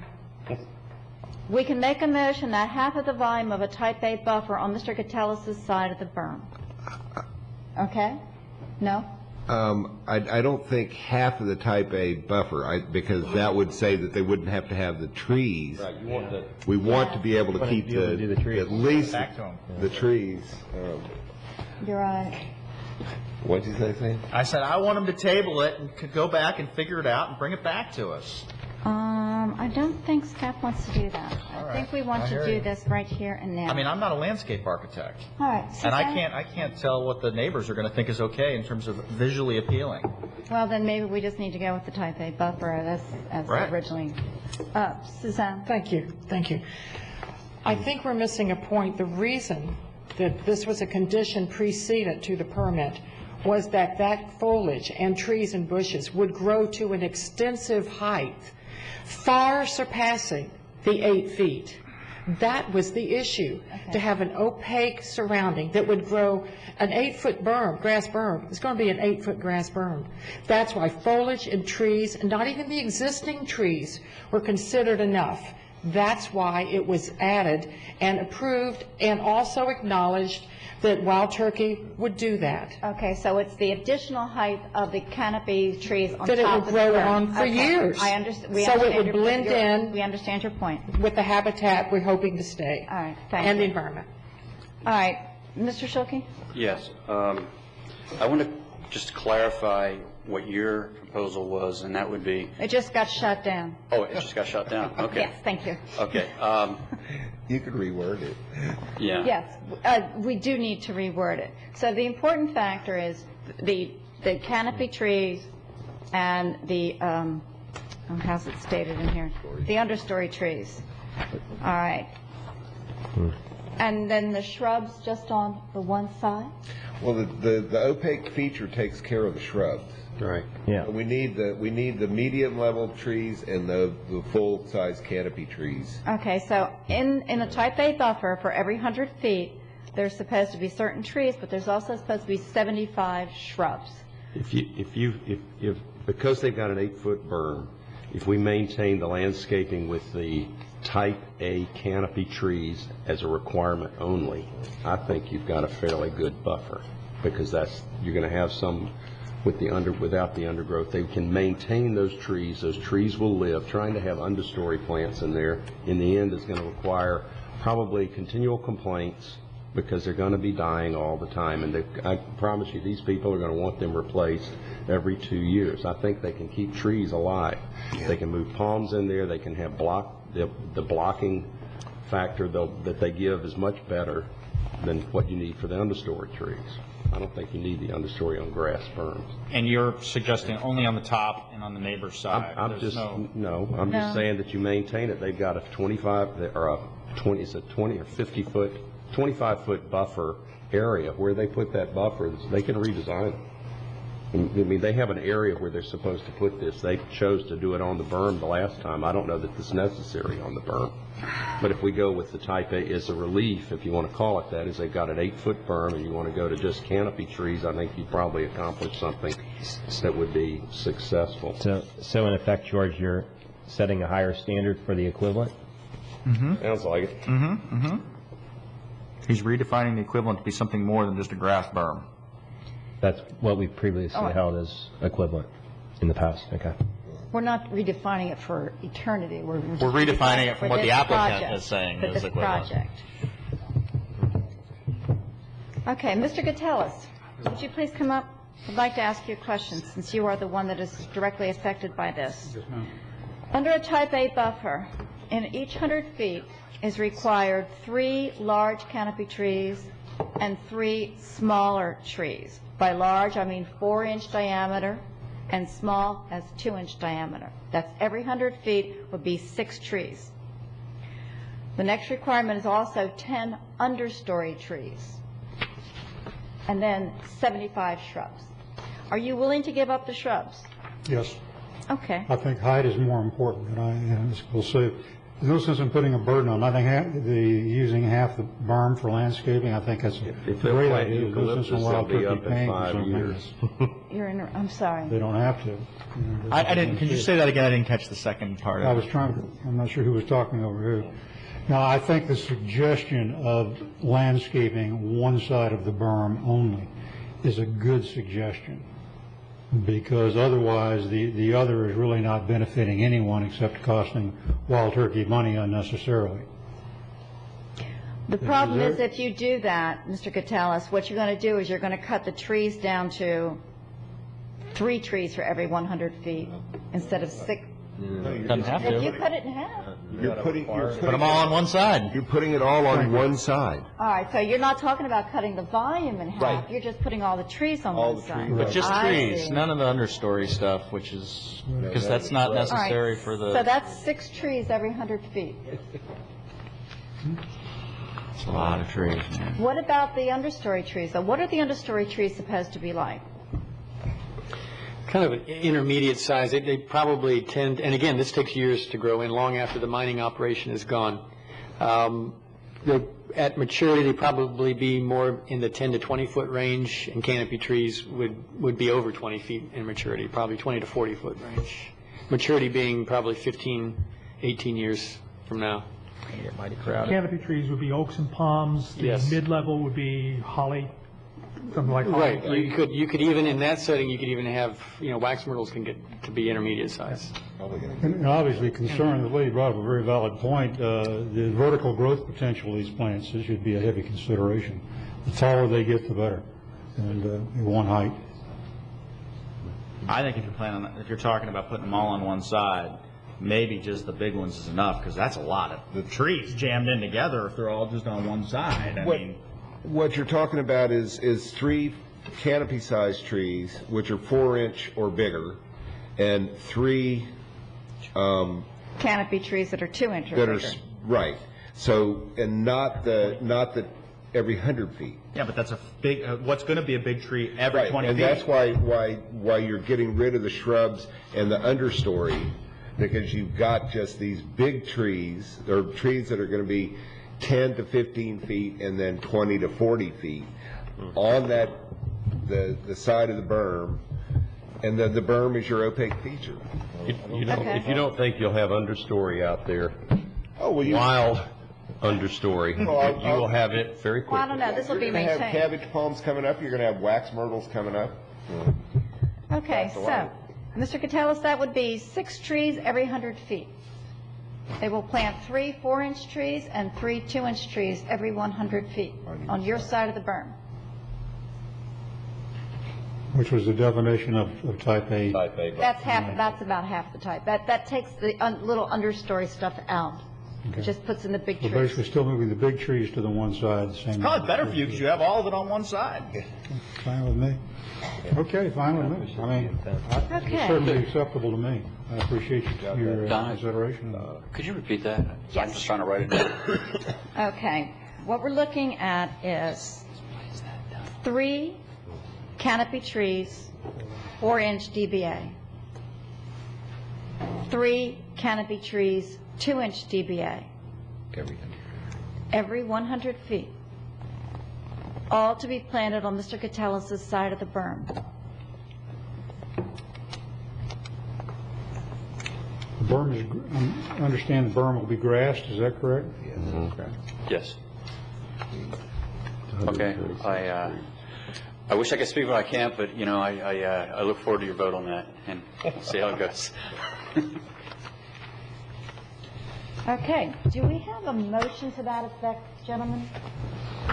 I'll move to that effect, that we have 3 4-inch or larger DBH canopy trees and 3 2-inch or larger DBA canopy tree or mid-sized trees on every 100 feet of the berm on Mr. Catellus' side of the berm.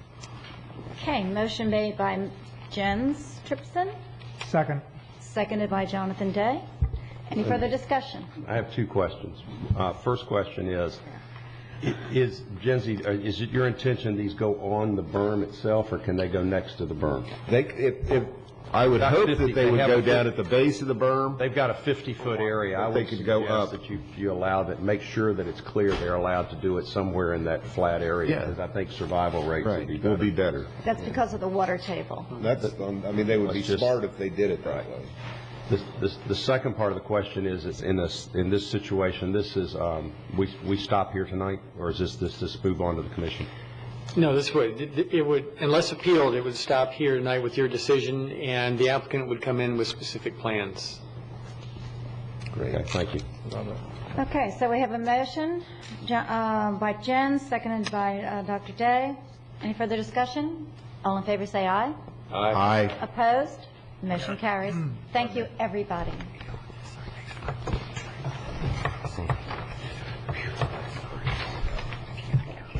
Do you want to Madam Chairman, you just want to let the record reflect that Mr. Brugnano abstained from voting. Oh, So didn't yes. discuss. And didn't discuss. And didn't blow up. Did we take a break? Yes, how about we take a 5-minute break before the next item? Thank you.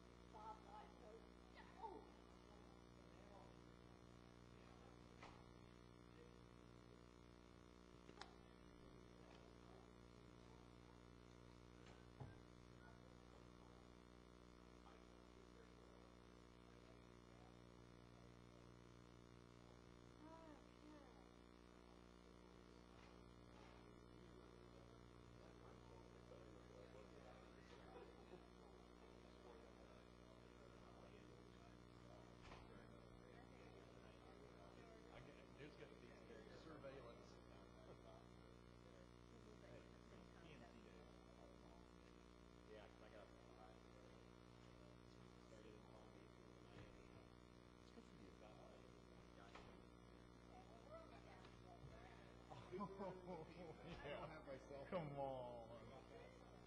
Sam, are you ordering the pizza? I'm ordering the beer.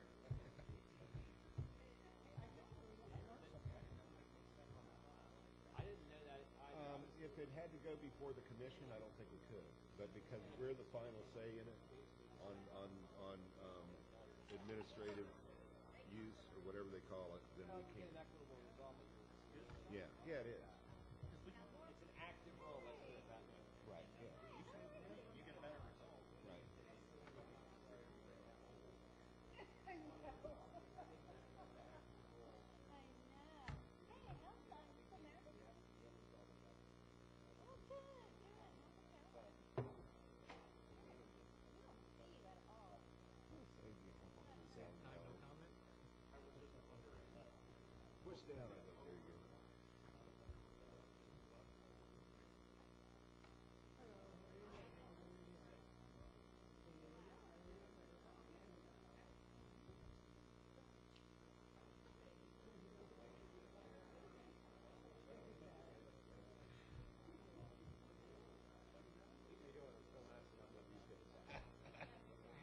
Cat got his tongue.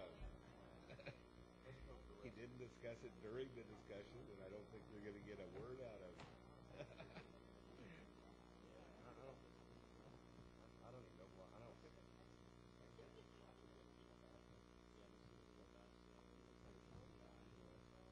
Henry, we're back. Oh, yeah.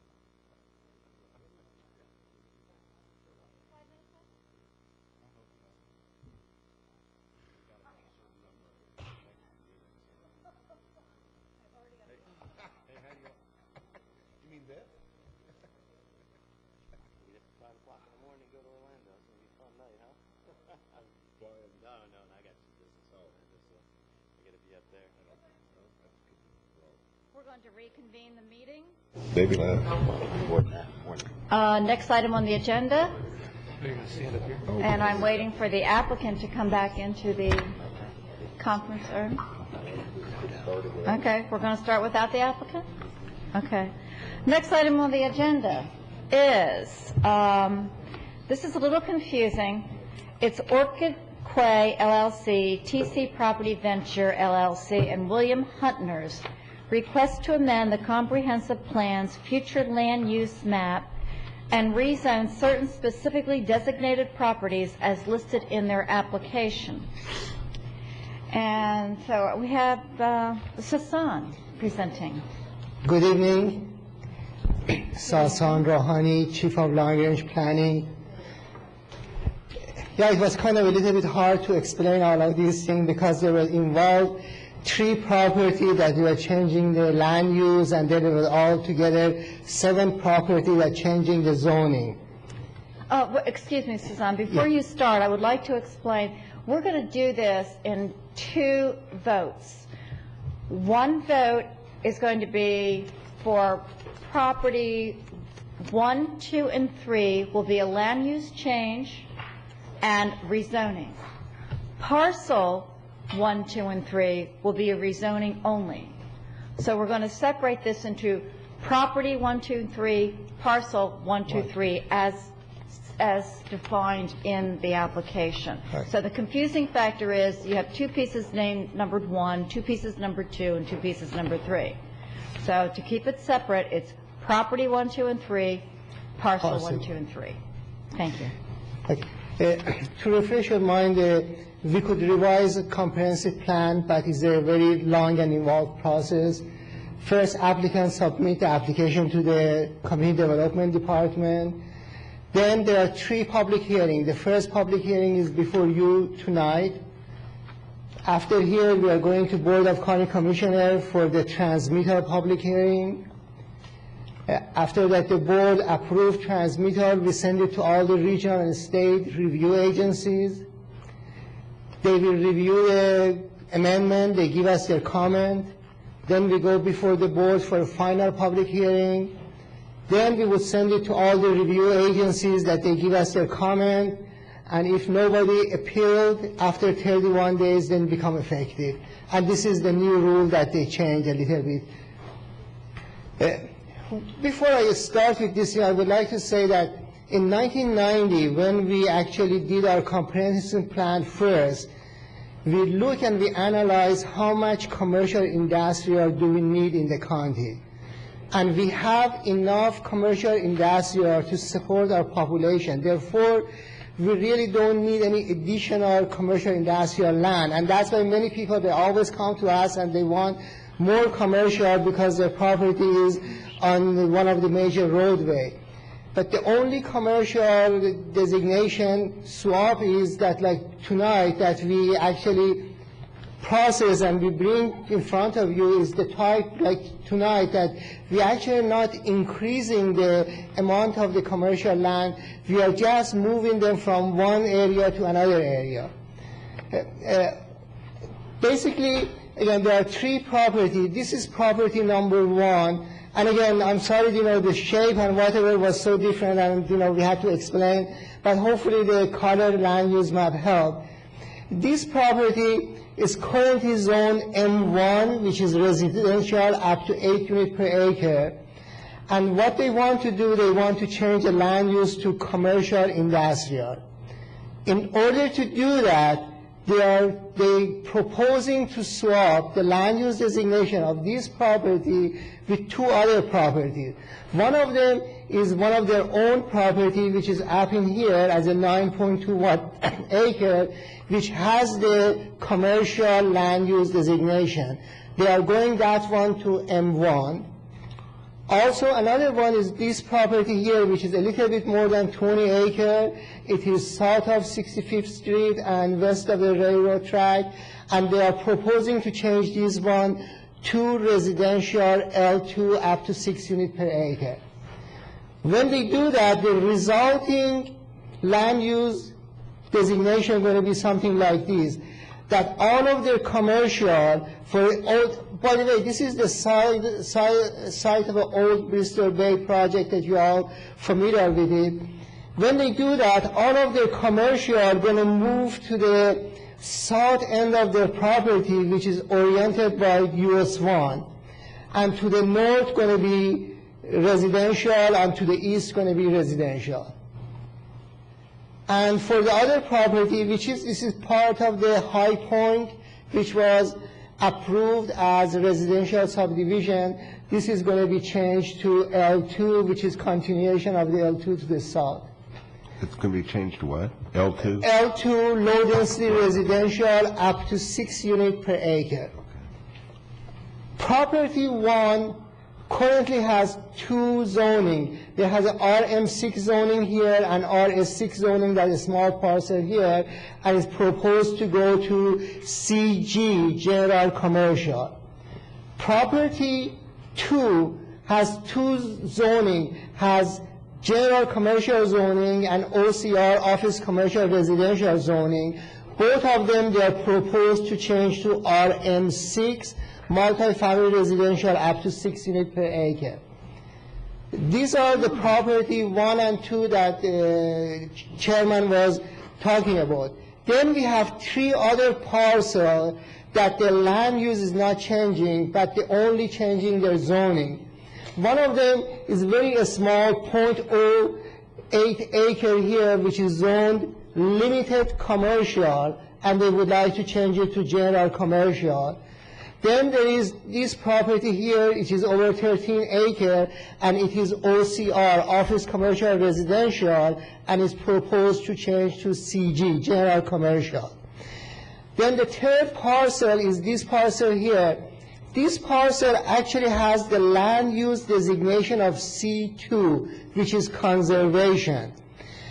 However, we do not change the zoning till the applicants come to us. Like when they came here with this proposal, we told them, okay, now that you are changing all these other zoning, this is time to also change this one to Con 2, which is Conservation 2. And they are doing that one. And the resulting going to be something like this. If we approve the changes to the zoning, all of the CG commercial are going to be here. RM6, which is multi-family, going to be to the north and to the east, and this property here going to change to Con 2, which is Conservation 2. These are the criteria that we use to analyze these proposals. First was the impact on the land use pattern. Overall, the staff believe by making these changes make the land use more efficient. Also, it would make it easier to site plan this site. And also, we are trying to encourage mixed development. We believe that that would happen by, again, changing these land use, and then part of the property being commercial, part of residential, will encourage development as a mixed use. And again, this is part of the older, and bigger project, therefore it's appropriate maybe to choose and change some of the land use from one portion to the other portion. and also would make sense to orient the commercial toward the US 1. The next area that we look at was concurrency. Actually, when there is a swap of the land use that we are not increasing the amount of the commercial, they are exempt from concurrency based on our regulation. Our regulation said when we are not increasing the density or intensity, that is exempt from concurrency. Actually, in this case, when we look at all of the changes that they're going to do, and I prepared a table in the staff report, that you could actually see that the amount of the commercial for all three property would be decreased by 7,600 square feet, and the number of the unit, total potential maximum number of unit, going to be reduced by 35 units. Also, for all of these property 1, 2, and 3, they are impacting the same facilities. They're impacting the same water plant, the same sewer plant, and the same link of a roadway on the roadway network. Another thing that I would like to bring to your attention is that the Bristol Bay, actually they paid and received an extended concurrency, and they vest their project. Currently, Bristol Bay project is vested for 500 multifamily unit and 90,000 acre of the square foot of retail commercial. Therefore, when they're making these changes, they have to get this concurrency at the time of a site plan. When they come to develop this property, at that point, there is going to be a detailed concurrency. They have to do a traffic analysis and apply for concurrency. They would get credit for whatever vested, and if there is additional need, of course, then we would address those needs at that point. Also, something that doesn't come in front of you, but we have a capital improvement element and capital improvement program that we have to update every year. And that is only one public hearing before the Board of County Commissioners. Therefore, every year, we look at the improvement that needed on any facilities, including all of the roadways. Therefore, if there is a roadway and somewhere that we see that there is lots of development coming, then they're going to give priority to improving on those roadways. For example, if this project actually coming to start building in the next year, and they need to expand, say, County Road 510 and, the intersection of 510 US 1, then they would give it a higher priority. In our current improvement plan, improvement to 510 is in the 4th and 5th year of the plan. However, again, if need come and they need to change it every year, they're going to look at all of these and they're going to make the changes as needed. The other issue that we looked was compatibility. For property number 1, actually this is going to be continuation of the land use that they already exist in the south and southwest of the project. This is part of the overall site. It's a big site, and then the rest of this site actually owned by the same owner, and they want to orient everything toward the US 1. The only area that need to mitigate impact is on the residential subdivision to the west of them, which is part of the Grace addition to Wauwatosa, Florida subdivision. Let us look at the map again.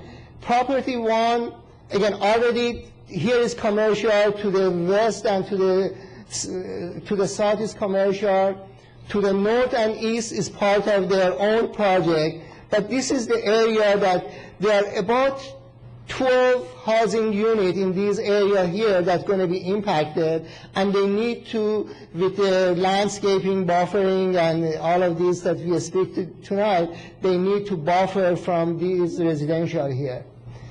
For the subject property 2, again, is a continuation of the zoning and land use that they existed right now to the south and east, and there is no compatibility issue for that one. For subject property 3, again, this is a part of the bigger project, is part of the High Point PD. High Point PD has commercial industrial land use designation but approved as a residential project, and therefore really the underlying land use could be either commercial or residential, and the property to the south is already have a land use designation of L2, and this is going to be continuation of that one. Therefore, we don't see any compatibility issue there either. As far as the environment is concerned, property 1 and 2 is already cleared, and by the way, all the rules and regulations, they are the same for residential and commercial, would not really impact it one way or another.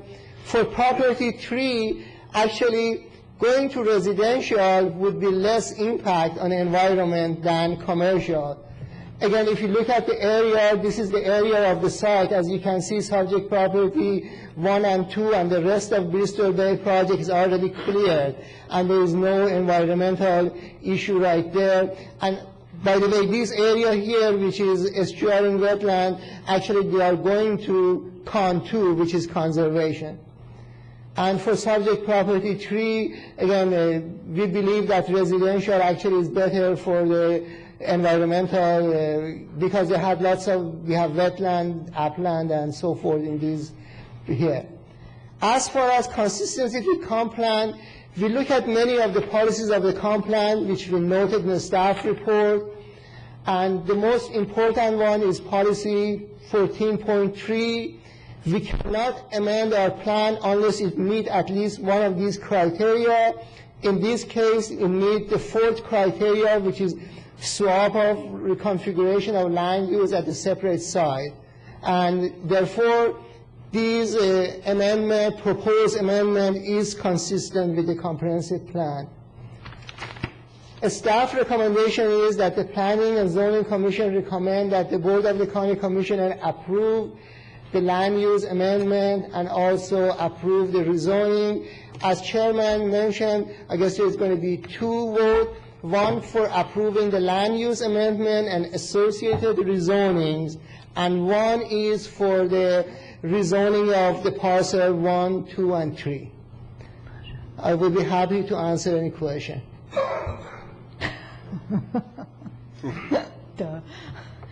Okay. Does anybody have any questions of staff? No? Okay.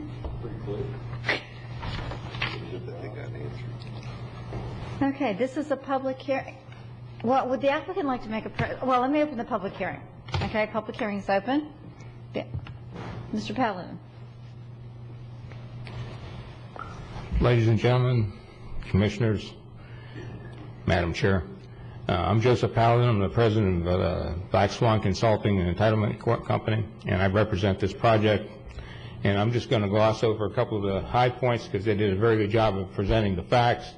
And I have my engineer here for any technical information that I might not be able to answer from Kimberly Horn. Basically, this is a good project. I'm very proud to represent this project. I want you to keep in mind that we paid all our impact fees years ago. Plus, we paid an additional $1.5 million to improve the intersection. We've gone ahead and done everything that we needed to do to get to this point for approvals to go forward. We're planning on going forward as soon as we possibly can. We're planning on building this project out. We're not planning on flipping this project. I probably have a hard time finding somebody to flip it to, but we're not planning on doing that. We have our funding intact and already set aside to do the construction in this project, so this is something that you're going to see. And unlike other projects that have been approved in the past where everybody's built the residential and we've never got around to building the stores or the retail or the things you wanted to see, we're not going to do that. Matter of fact, we're asking that we actually can start the commercial or the retail first or along with our residential if staff so wants us to do that. So you're not going to see somebody go in there and just put up some townhouses and then you're never going to see the park benches and the pavers and the stuff that is proposed. And that'll come at our site plan approval. That's not the time to talk about here. I'm not going to do that. But just keep in mind that we're in this project probably now for about $8 million in impact fees with that $1.5 million I talked about. Also, we've been paying our ERU fees for about 4 or 5 years, which is probably around $11,000 a month. We're not asking for any favors.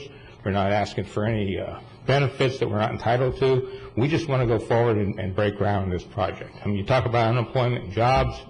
We're looking at hundreds of jobs just to build this project. Once it's built, we're looking at hundreds of jobs to maintain the retail aspect of this project. So we just want to go forward and break ground on this project. Now, unless you have any questions, I'd ask that after the public speaks, you let me return to rebut anything that might be said. Any questions? Thank you, Mr. Powell. Thank you. Is there anybody in the audience that would like to address this? Thank you. Madam Chair, I'm Mike Ray, and I work for Graves Brothers here in town. I applaud Joe for the site plan that they come up with. It's interesting. It's we kind of have a lot of good things that we feel about it. We certainly would love for jobs to come to the county and start 2 years ago, as far as I'm concerned, and help the betterment of all of the people who live here. We have a few concerns about when you look through how the plan lays out, in effect, what we see is occurring to this intersection. As I recall originally, and I think Sasan, who, by the way, I spent some time with yesterday, was very patient with me because I'm a slow learner on this stuff, and it walked me through everything and helped answer a lot of the questions that we had when we read through this. And as I recall, the Bristol Bay project was supposed to have, which it currently is approved for, these 9 acres that they're looking to move to the south. That was supposed to be in high-end commercial use right along 510 that was going to benefit, in theory, people coming over from the beach and have access to that section of the development, excuse me, without having to transverse through the residential portion of the project. That's now apparently going to change. Frankly, it doesn't make any difference to me. It's internal to the project, and whatever Joe and his investors think would work, frankly, I don't have a problem with. However,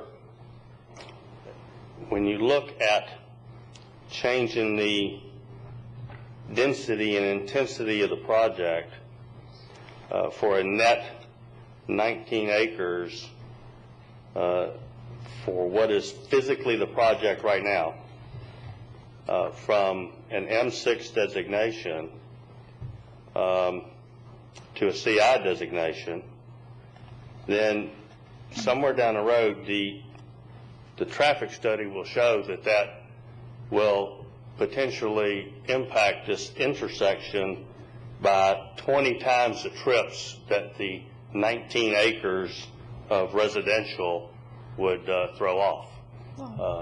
That's a lot of traffic into that intersection. Joe's indicated that they're looking at funding improvements to the intersection and so on and so forth. We haven't seen any of that. I don't know if y'all have. If we haven't and everybody else has, and I'm the last guy to the picnic, and I apologize, but as I understand in my conversation with Sasan yesterday, that the CI allows 10,000 square feet per acre of building, whereas the residential designation allows up to 8 units. And Bob or Stan or Sasan will correct me, 10,000 square feet allows 1,900 trips, I believe.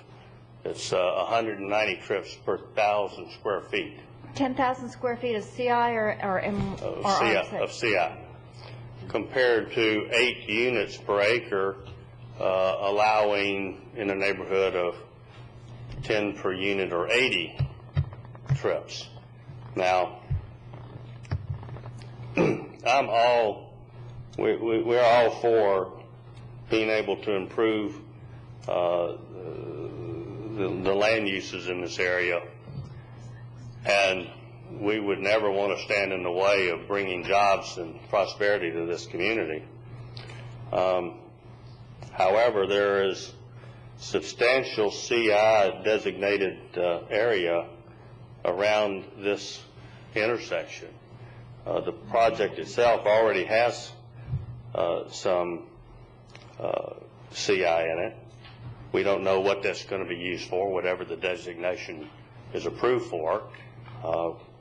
Frankly, I think with Joe's involvement, I'm sure it'll be a quality project, and frankly, we don't have any problem with that.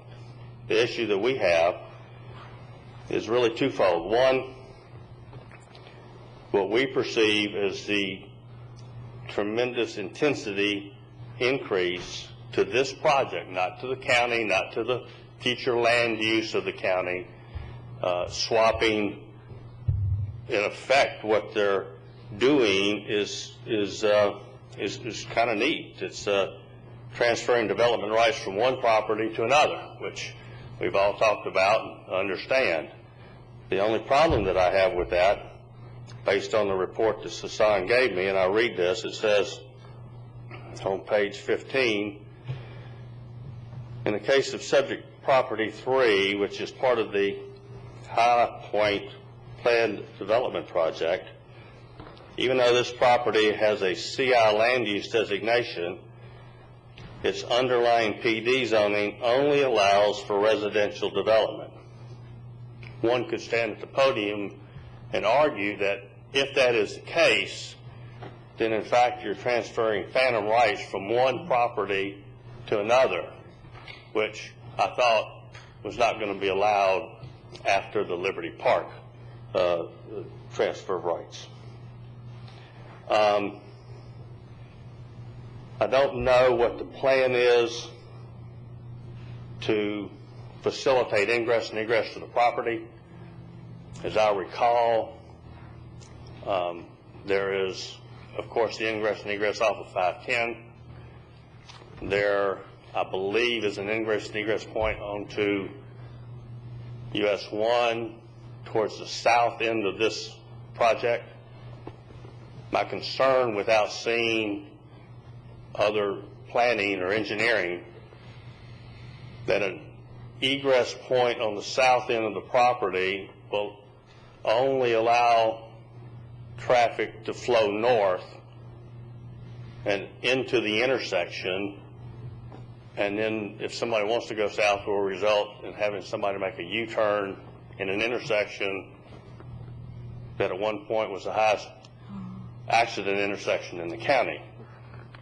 I know that the county has for several years been attempting to come up with a design for the intersection, as well as the extension and widening of 510 to the east, and in conjunction, I think, with DOT to the west all the way out to 512. We have tried to work, Graves Brothers has tried to work for several years with the county in coming up with a plan that would adequately serve that intersection.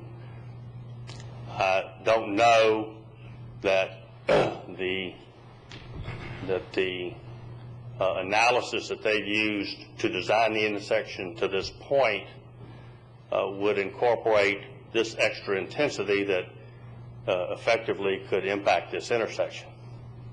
To say, Sasan made the point that there is no net increase either to, there's no net really change to the county's future land use map, which I agree with. It's a good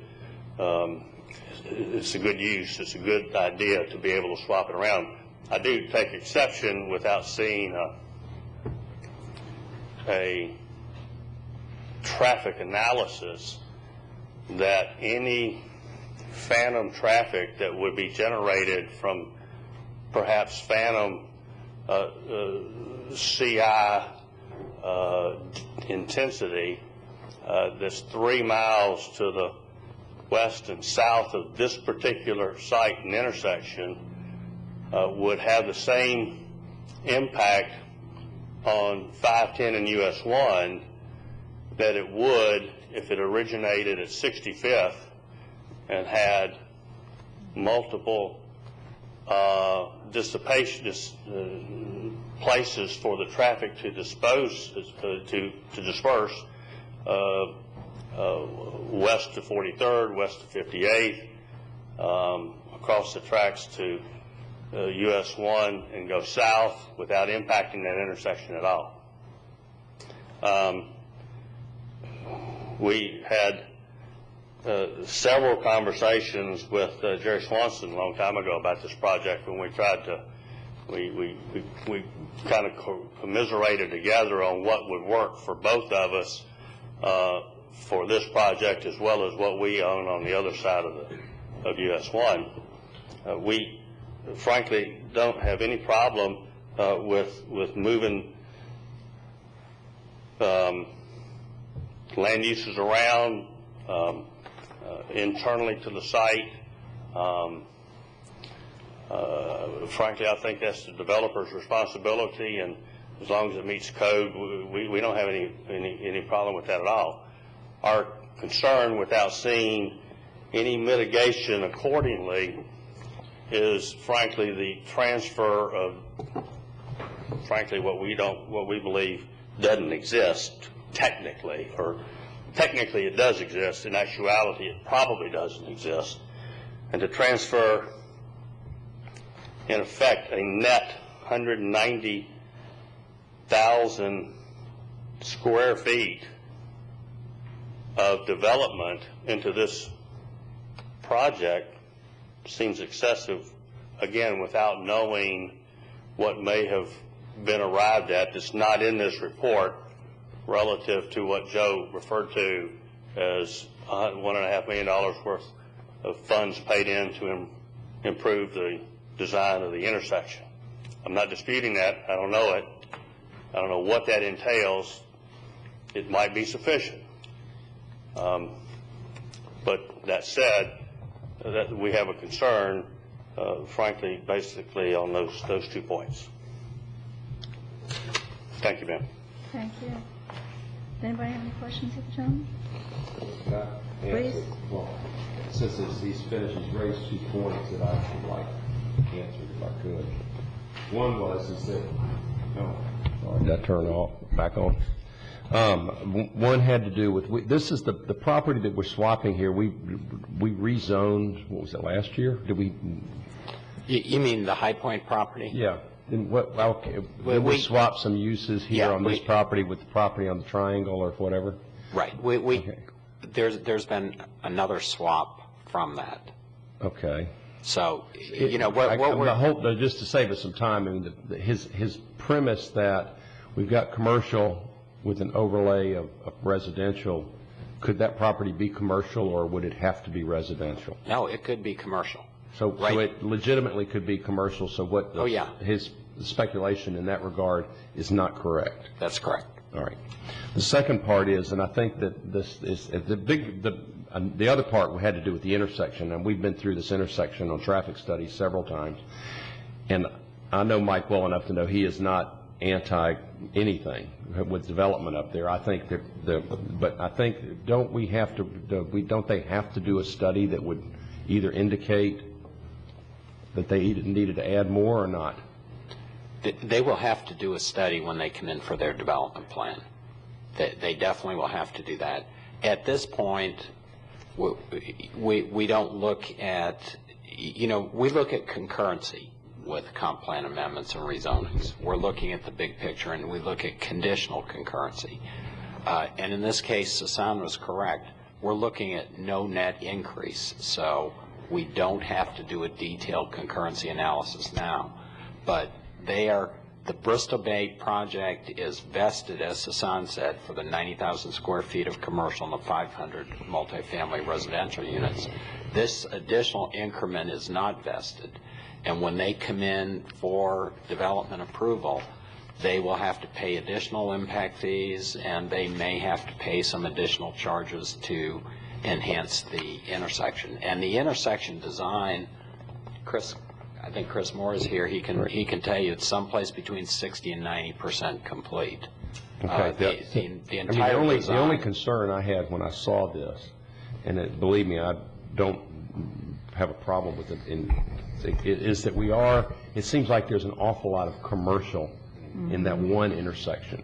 Now, in the underlying conversation here may be, I'm concerned about the traffic intersection, I'm concerned about the phantom commercial moving back and forth. What they may really be concerned about is the fact that there's a lot of commercial to be absorbed in that area, which competes with other commercial up there that everybody has vested interest in as well.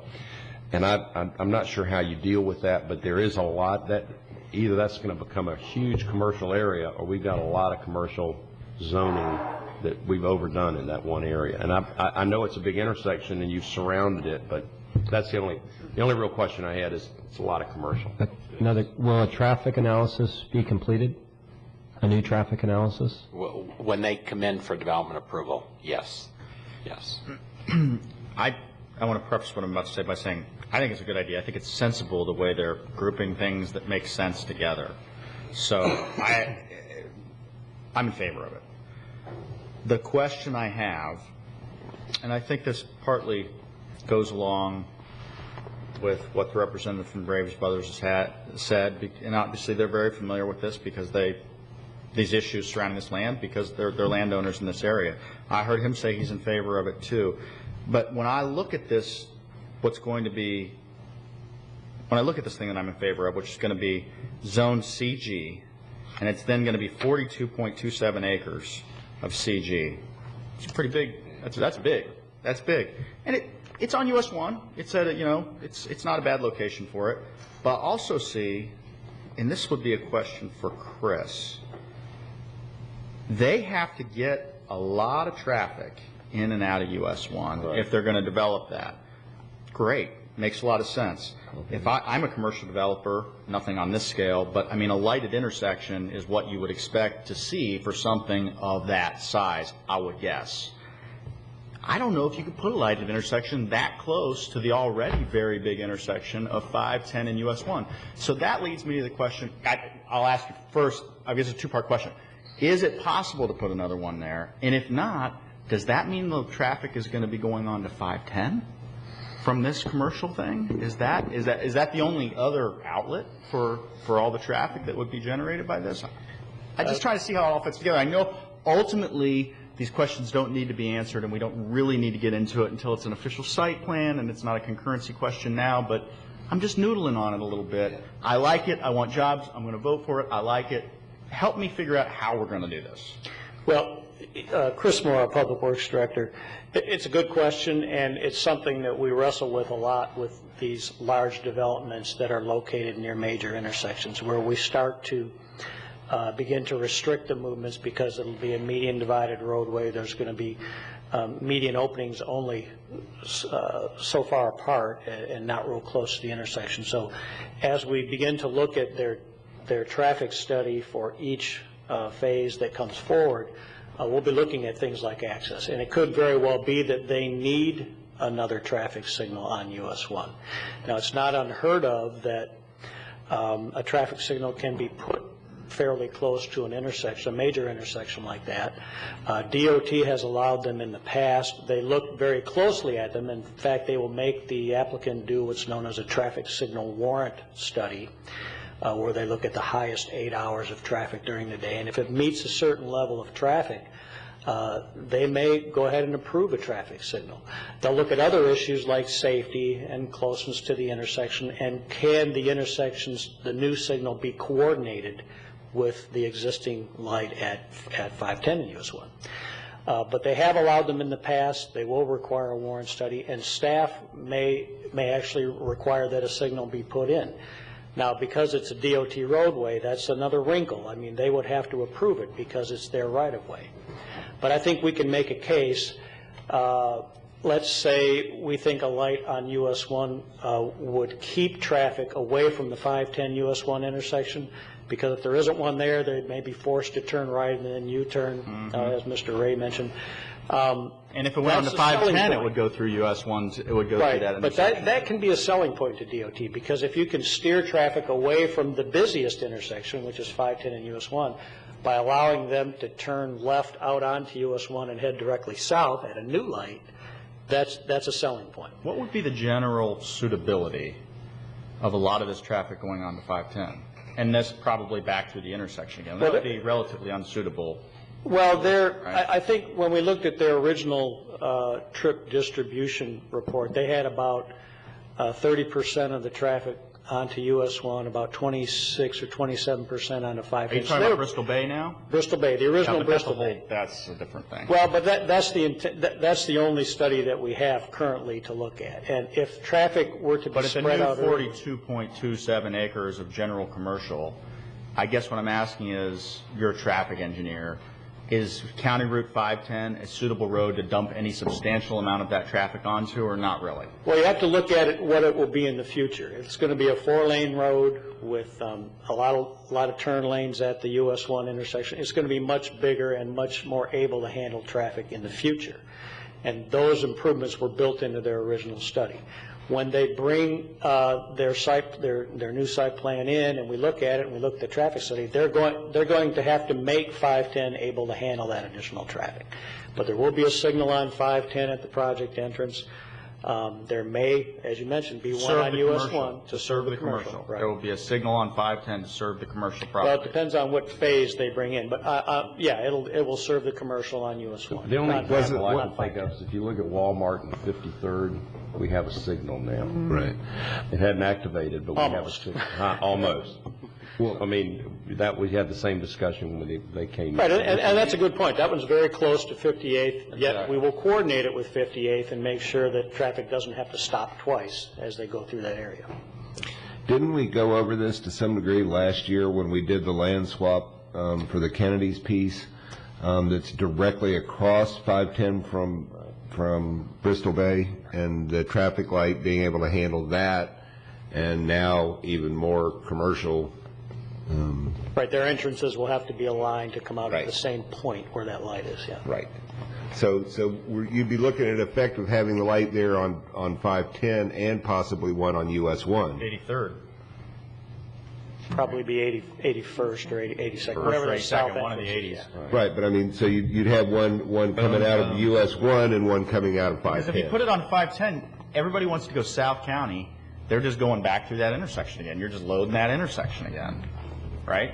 But it'd be very much similar to Walmart. Once the light at 53rd Avenue is put in, instead of going out the other way, if there's a light there, they'll want to come out at the. So what you're saying is we're acknowledging that in order for this really to be a 42-acre commercial development, we're talking about a light on you. There's a good possibility. Well, you can't make that happen. Only the state can, but the state can. But the state will generally follow staff's recommendation. If it's a new light in accordance with the development, and we feel that it's going to be needed, they'll look at it more. But this is sort of the direction we're heading in with a lot of assumptions. I think so. Yes. Okay. Thank you. Thank you. That answers my question. Any further questions of Mr. Moore? Okay. Well, we're still in a public hearing. Is there anybody else that would like to address the commission on this?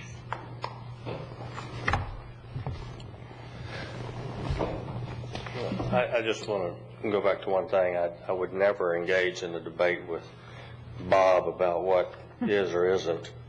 I'm only...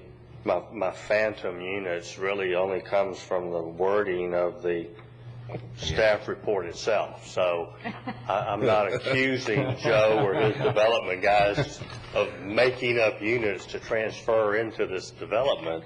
I'm only using what they actually have written in here that says specifically that its underlying PD zoning allows only residential development. That said, if that's the fact, the only way they could get something besides residential on that is to get it rezoned again. Is that right? And they would have to come through that process, justify that with whatever that process entails, to get this to be a CI actual zoning and land use, right? Yes. Okay. And we did exactly that last year on that property to the north of this on 510, the Kennedy property. I remember the only other thing that I would bring out is, and it was something that Sean and I discussed yesterday, and he, in the report, it justifies moving this in because in theory there's enough overlap that will occur in the traffic analysis and the trips analysis that will have to be done that will say, in theory, that the trips generated that would have been generated from the High Point development, if it were commercial, will be the same that will be generated at the trips that are generated at High Point will impact the same segments that the trips from this site will. That And I have a problem and he said that's why you can't pull it. In theory, you could pull it out from south of 60 and bring them in here and still justify the first criteria that there is no net increase or decrease to intensity or density to the comp plan. But you can't pull it out from south of 60 and put them in this site because it's not the same service area as far as the segments are concerned. If I'm wrong, please correct me, but that's my understanding. That said, how far removed from this property can you go and still justify bringing effective trips and intensity into this project? But when they get their site plan, they're going to have to get a traffic study that accounts for what they're actually proposing. Absolutely. I understand. Yeah, there's no way, shape, or form that they can take those trips and say, well, we're not making a difference, because we're making a substantial difference to this intersection, and that's what the traffic report and the site plan approval is going to have to address. And how will that affect, to George's The point? question is there's also a saturation point here. Yes. Yeah, And to George's point, if you look at the map, I think the concern is more the saturation of the area than it is that intersection. there is now well over 100 plus acres of this designation in that immediate intersection already. This will add, if it's 100, it'll add 20% more saturation, to George's point, in this immediate intersection. I don't believe that the DOT has taken this into consideration in redoing 510 in this intersection. Thank you. Thank you. That gives us a lot to think about. Is there anybody else that would like to address the commission? There's Still a isn't there public hearing. some little residences right in there that are going to be impacted. I think they've all been kind of absorbed, except for maybe, I don't know if all of them have been absorbed or not. There's a handful, I think, that are left. Maybe Mr. Paladin could address that. Yeah, let me address a couple of things. First of all, I'd like to ask Chris a question, seeing as how he's our traffic expert. Chris, based on the improvements that we're proposing that we do to the intersection on Highway 1 and 510, if I built out my project, would I break that intersection? No. Thank you. Now, a couple of things that Mr. Ray said that I'd like to make a comment on. Number one, to compare this project to Liberty Park is no comparison. I'm building inside the urban service line. 100% of my building is inside the urban service line. Hardly none of the construction that's being proposed at Liberty Park is being built inside the urban service line. So the swap, it's an entirely different land swap. So I don't think that's a fair comparison. Secondly, the intersection is over 60% design. So we already know basically what it's going to entail to repair that intersection or improve that intersection. I think those are very important things. Secondly, getting back to my first statement where we're talking about jobs and work and all this stuff, I want to make it very clear again. We're planning on developing this. We're planning on hiring local contractors, local engineers, local architects, local plumbers, local electricians, local carpenters, local people. This is a local project to improve not only the destination that we're building, but to improve the economy and the tax base in this county with what we're doing. So that's all being planned. You all know me for a long time. I've done a lot of building here. And whenever I do any building, we always hire local people. And I'm telling you that's what we're going to do here. Thank you very much. Mr. Powell, I have a question. You said the intersection was already 60% designed. It's over 60% design. Okay, so, but with this change, that's going to bring more of an impact to that intersection. So does that design have to be scrapped and started over again, or what? How does that work? Go ahead, Chris, you'd better answer that. No, the current intersection design will handle the traffic load. That's 4 lanes on 510 through the US 1 intersection, plus all the additional turn lanes that are. Chris, so you're comfortable. What I'm hearing on this with traffic has to do with the potential for the increase on retail versus residential. When this is all put together and they come in with their traffic study, you're going to look at their retail. Right, we're going to look at fully in that one area exactly, the new proposed load of trips. Exactly. So you're going to have to readjust whatever was figured before. Now, in your opinion, right now, you think whatever you've redesigned will carry the intersection? Yes, I do. But the reality is their study cannot not look at the actual retail that they have in that area. It will have to look at the actual retail. Right. Transferred in or not, saturated, too much commercial. Right. Don't have enough stores, but the reality is that you've got to look at it on square footage according, right? That's correct. Okay. And you also address the saturation issue? Right. Yeah. I think the 510 intersections is I'm delighted to hear that it's 60%, it can handle the capacity that we're talking about. I suspect they probably won't build up to that maximum capacity, few people ever do. But, so that's good. That's really good news. But I want to reiterate, I'm happy to hear that the likely solution for the traffic generated by the commercial, there would be at least would be another lighted intersection on US 1. Because I'm a little afraid of it all dumping onto 510, and I understand 510 is going to be 4-laned and all of that kind of stuff, but that would put even additional traffic at that. It just seems it needs to be on US 1. So if we can get the light there, I hope that's the idea for what the solution is going to be for the commercial. There's a need for those cars to go through that light. Which means that means that the's something happening up there instead of empty space or nothing. Great way to put it. And this being a state road, basically, that final decision is left up to the state. But I want to make this very clear. We wouldn't oppose. If the light was suggested, we'd be a part of that. We'd pay for our fair share. We would support it. As a matter of fact, Chris and I met several weeks ago, and we looked at it, and I thought it was a great idea. So we're all for whatever can get our people in and out of that shopping center as safe and as easy as possible. It's good for business. It's good for everything. So we would not oppose that at all. What's the time frame on the expansion of 510? It's currently out in the 4th and 5th year of our current CIP, our current 5-year road building plan. So you're talking 2014 to 15. However, I have to caution you that those are all projected revenues, and with the recent downturn in our transportation fund revenues, gas tax, sales tax, impact fees, I mean, it may be pushed out even farther, and we'll have to build it in segments. But currently, it's in 2014, 2015, year 4 and 5.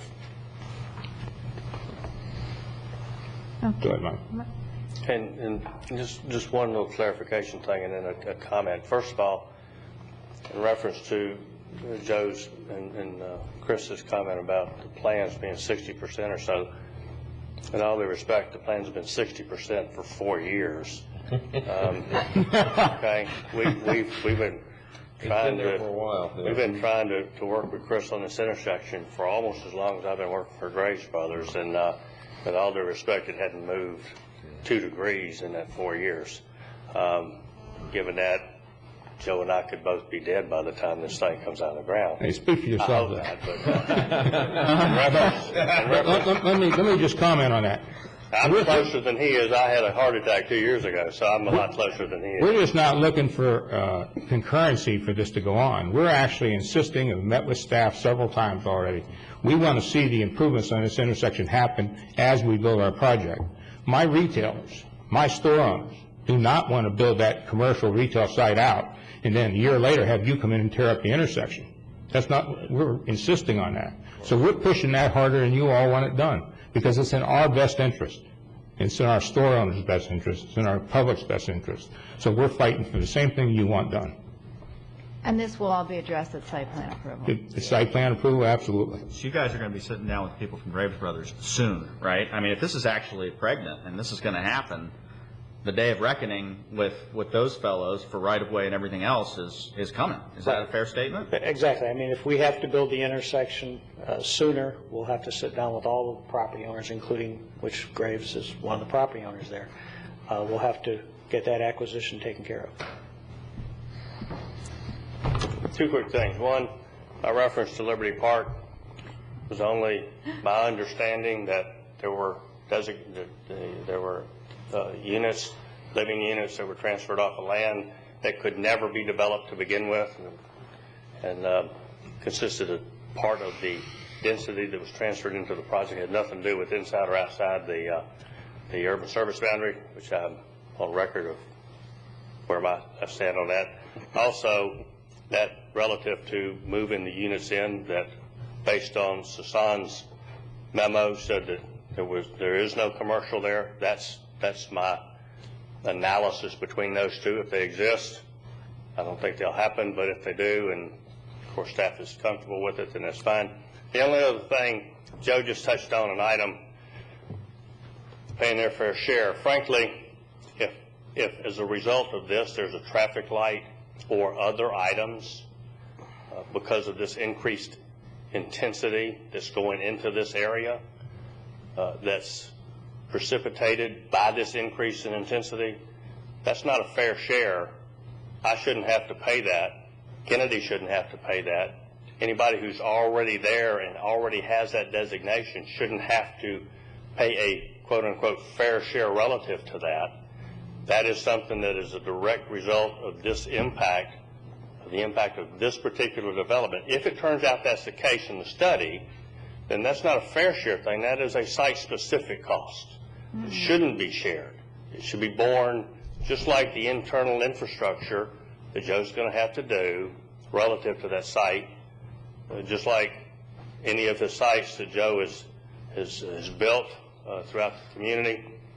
And all of the infrastructure was his developer cost. He did it.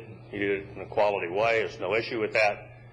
But if there are other impacts on this intersection and these segments that are a direct result of this increase in intensity to this area, that shouldn't be borne 20%, if my pulling my math out of the air is correct, by this project and 80% by the surrounding projects in the future.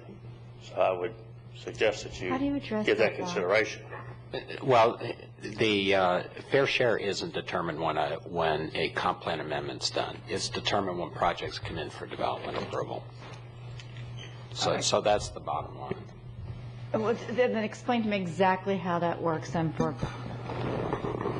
Well, an improvement like a traffic signal, we would look at that at the time that they come in with their site plan. They'll have a traffic impact study that shows that a signal is needed, and at that point we'll determine who pays what share. Logically, if it's a commercial development, they're going to pay the lion's share. If they're the ones that need it and are promoting the need for it, they'll pay the lion's share of it. But we pay for traffic signals and improvements like that in hundreds of different ways and hundreds of different agreements. In this case, it would probably be the developer, Mr. Paladin, paying the greatest share of it. He may pay for all of it, but until we get to that point, I can't really tell you how it would be funded. We're way too premature for that. I don't have a problem with anything that Chris said, and when I said fair share, I didn't mean we were going to pay 10%. Obviously, we may have to pay for 100% of it. And, in other subdivisions that I've built where we've had to pay for certain improvements off-site that we tripped the buzzer in order to do, we did that through developers' agreements. We do that through other agreements. There's 100 different ways to do it, but we have no problem. If we're responsible for putting that light, we want the light in. We're going to pay our fair share. If it's all of it, it's all of it. Joe, I mean, if you could have a light in front of your commercial thing on US 1, I mean, the value of that would far exceed the cost of that for you. Exactly. I mean, it's just like when people complain about putting trees in. I like to put trees in. It gives me more worth in my subdivision. I got no problem with it. So we have no problem with any of that, but it's just we can't determine that without a site plan being presented. But when it is, you'll get no opposition from me whatsoever. Thank you. That's what we wanted to hear. Okay. Is there anybody else that would like to address the commission on this? If not, I will close the public hearing. Public hearing is closed. Do you have any further questions, gentlemen? Well, since everybody seems to really understand this, we might as well just do it as one vote then instead of separating it out. It makes it a lot easier. No, I would suggest that you keep it as two because it's two separate things. You really want the land use and the rezoning for the first three and then the rezoning for the other three separate? That would be my recommendation. All right, so what we're going to be doing is we're going to be addressing, all right, I might as well put this down. It's brain damage. No. Property 1, 28.66 acres, changing land use from M1 to CI and zoning from RM6 to CG. Property number 2, 9.21 acres, changing land use from CI to M1 and rezoning from CG and OCR to RM6. Property number 3, 20.11 acres, changing the land use from CI to L2 and changing the zoning from PD to, hold on, I got that one messed up. That'll help, Bob. All right. We don't, I suppose just PD2. recommend staff's recommendation doesn't work.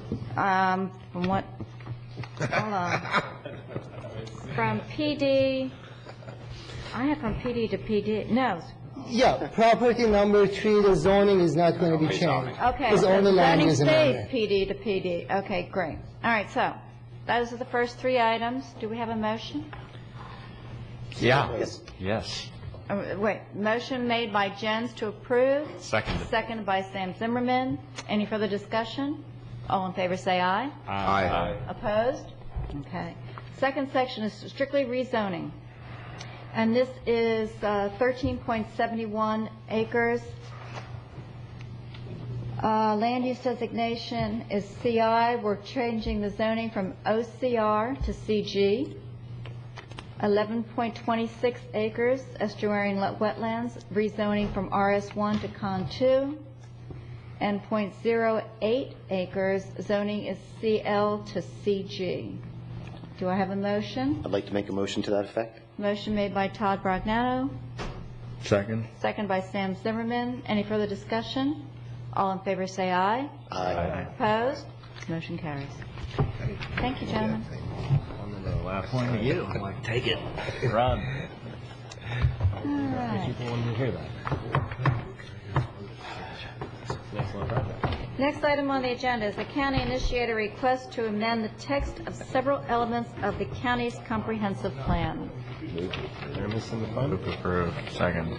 And who's got this? Sasan? Yes. Thank you. We just move to Okay. deny and go home. Yeah, this is going to be quick. Go home. Okay, this is the amendment, the text of the comprehensive plan, and this is to have a correct reference to existing county committees and also to changes to the state law and also correct some of the minor typo. Our comprehensive plan was completely amended based on the year-based amendment in October 12, 2010. Since then, several things happened. One, the Board of the County Commissioner, they eliminated several of the standing county committees. 3 of them, Historic Research Advisory Committee, Professional Services Advisory Committee, and Conservation Land Advisory Committee. They are referenced in 4 of our policies of the plan. Since we don't have those committees anymore, we need to revise these policies. Also, earlier this year, as part of House Bill 7207, a state repealed Chapter 9, 9J5 and 9J11. Since those, they are not existing anymore, but they are referenced in many of the elements. We need to revise those elements. Also, we have several other changes. One is to policy 1.1 of the 1.10 of the future land use element. In that policy, we list the list of the uses that they are permitted under the agricultural land use, and recycling wasn't listed, and we are adding that one to the list. The other one is table 214. In table 214, we are saying which land use and zoning they are compatible, and with the oversight, we said that under the mobile home designation, they could do PD zoning. But based on Chapter 915, they cannot do that one. Now we are taking care of that one to make that correction. And there was 2 typos in policy 2.5 and 4.11 of housing element. Again, there are 11 elements of some element that they are being affected by it. Again, like we always said, we have to look at the policy 14.3. In this case, actually 2 of the criteria meet. One of them was oversight for several policies that I mentioned, and the other one was changes because the county eliminated some of the committees, and a state altogether they got rid of Chapter 9J5 and 9J11. We need to make the correction.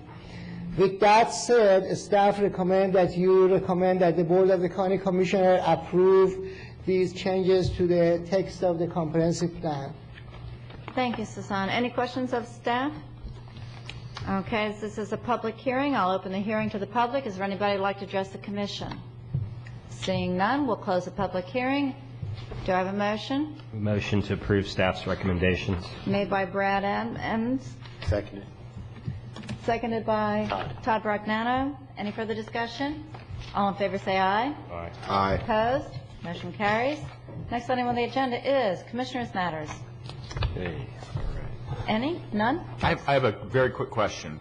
As I was looking over page 48 of this thing, I just happened to see policy 1.7, which is the financial impact statement about any changes to the housing development regulations. And I was reminded of the interconnections, and I was also reminded about the policy related to when you have a RM8 next to an RM8 and the guy develops 3 units per acre, that means you can only develop 3 units per acre next to him. And I was wondering if there's a financial impact statement that was produced for either one of those policies, and if so, I would sure like to review it.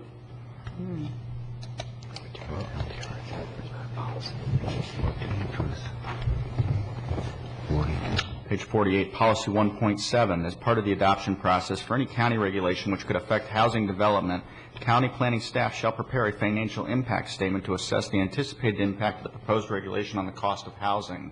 Right. And that when those changes go to the LDR changes, when we come through with our item for the formal amendment, we'll have an analysis for that. It says regulation change. That means when we go through the LDR amendment process, we will have an analysis of how much. Well, that doesn't make any sense to do it after we've already put it in stone in the. Oh, we haven't put it in stone. I mean, we're about. No, you make a good point. Once it's a policy. Once it's a policy, we have to start implementing it. Yeah. No. We need to do it before it's a policy. I mean, the LDR is just taking the policy and turning it into law. I mean, what's the financial impact of doing those 2 things? I want a financial impact statement for those 2 things done according to policy 1.7 on 48, page 48. So you want to see that before? I want to see it before it is an official policy of the county. So I guess we need to make that an agenda item. Okay. And we can do it in the next one. I want to go home, but, whatever.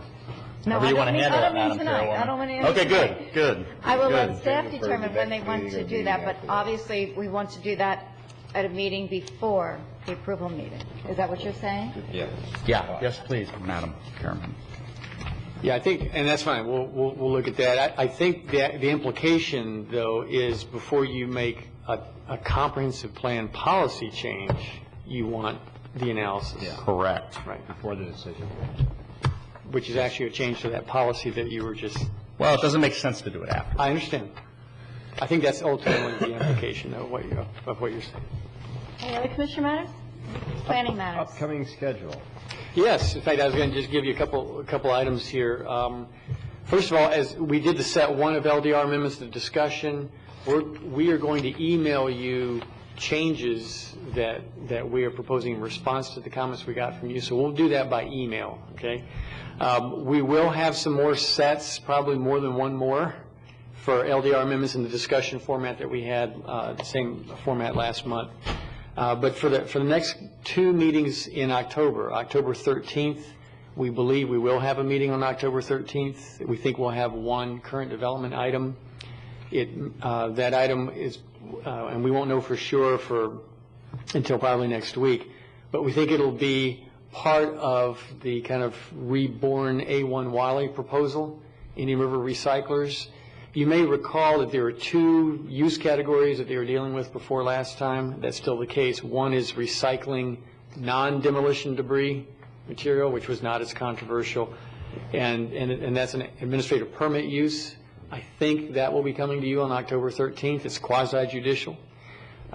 Later, at some meeting, perhaps your November meeting, I don't know, a separate application for special exception dealing with the demolition debris will be coming through as well. That also is quasi-judicial. On October 27th, it appears, and I sent out an email to you all about this, I believe we'll have the Ocean Concrete appeal on October 27th, and I think that'll be the only thing we'll schedule for that meeting. I think that'll be numerous hours, perhaps. We meet among ourselves and work it out ahead of time. Attorneys Matters is next. I'll let When do you hear that? Is that on the record? George, we can if Henry's there, right? That's all that I have. I wanted to go over the next few meetings, and I think you're going to have October 13th, October 27th, and you may have a November meeting. November what? It'd be at this point, it'd still be the second Thursday in November. The fourth Thursday is Thanksgiving. We will not be meeting on Thanksgiving. Right. I will be out of town the second Tuesday, November 10th. And I'm gone October 27th. Okay. I think that's right. We have 7 of you. Let's work our schedules out. Can we do that face to face? Can the chairman and the vice chairman talk about schedules and when we're going to be there without violating any sunshine laws? Yes. Okay. We'll do that. Okay. What about December's meetings? You got that far yet? I don't know that we'll have anything for December. Nothing for December at all? I don't know that we'll have anything for December. Okay. Yeah. Can't see that far ahead yet. Okay. Attorneys Matters? None. Okay, thank you. Meeting adjourned.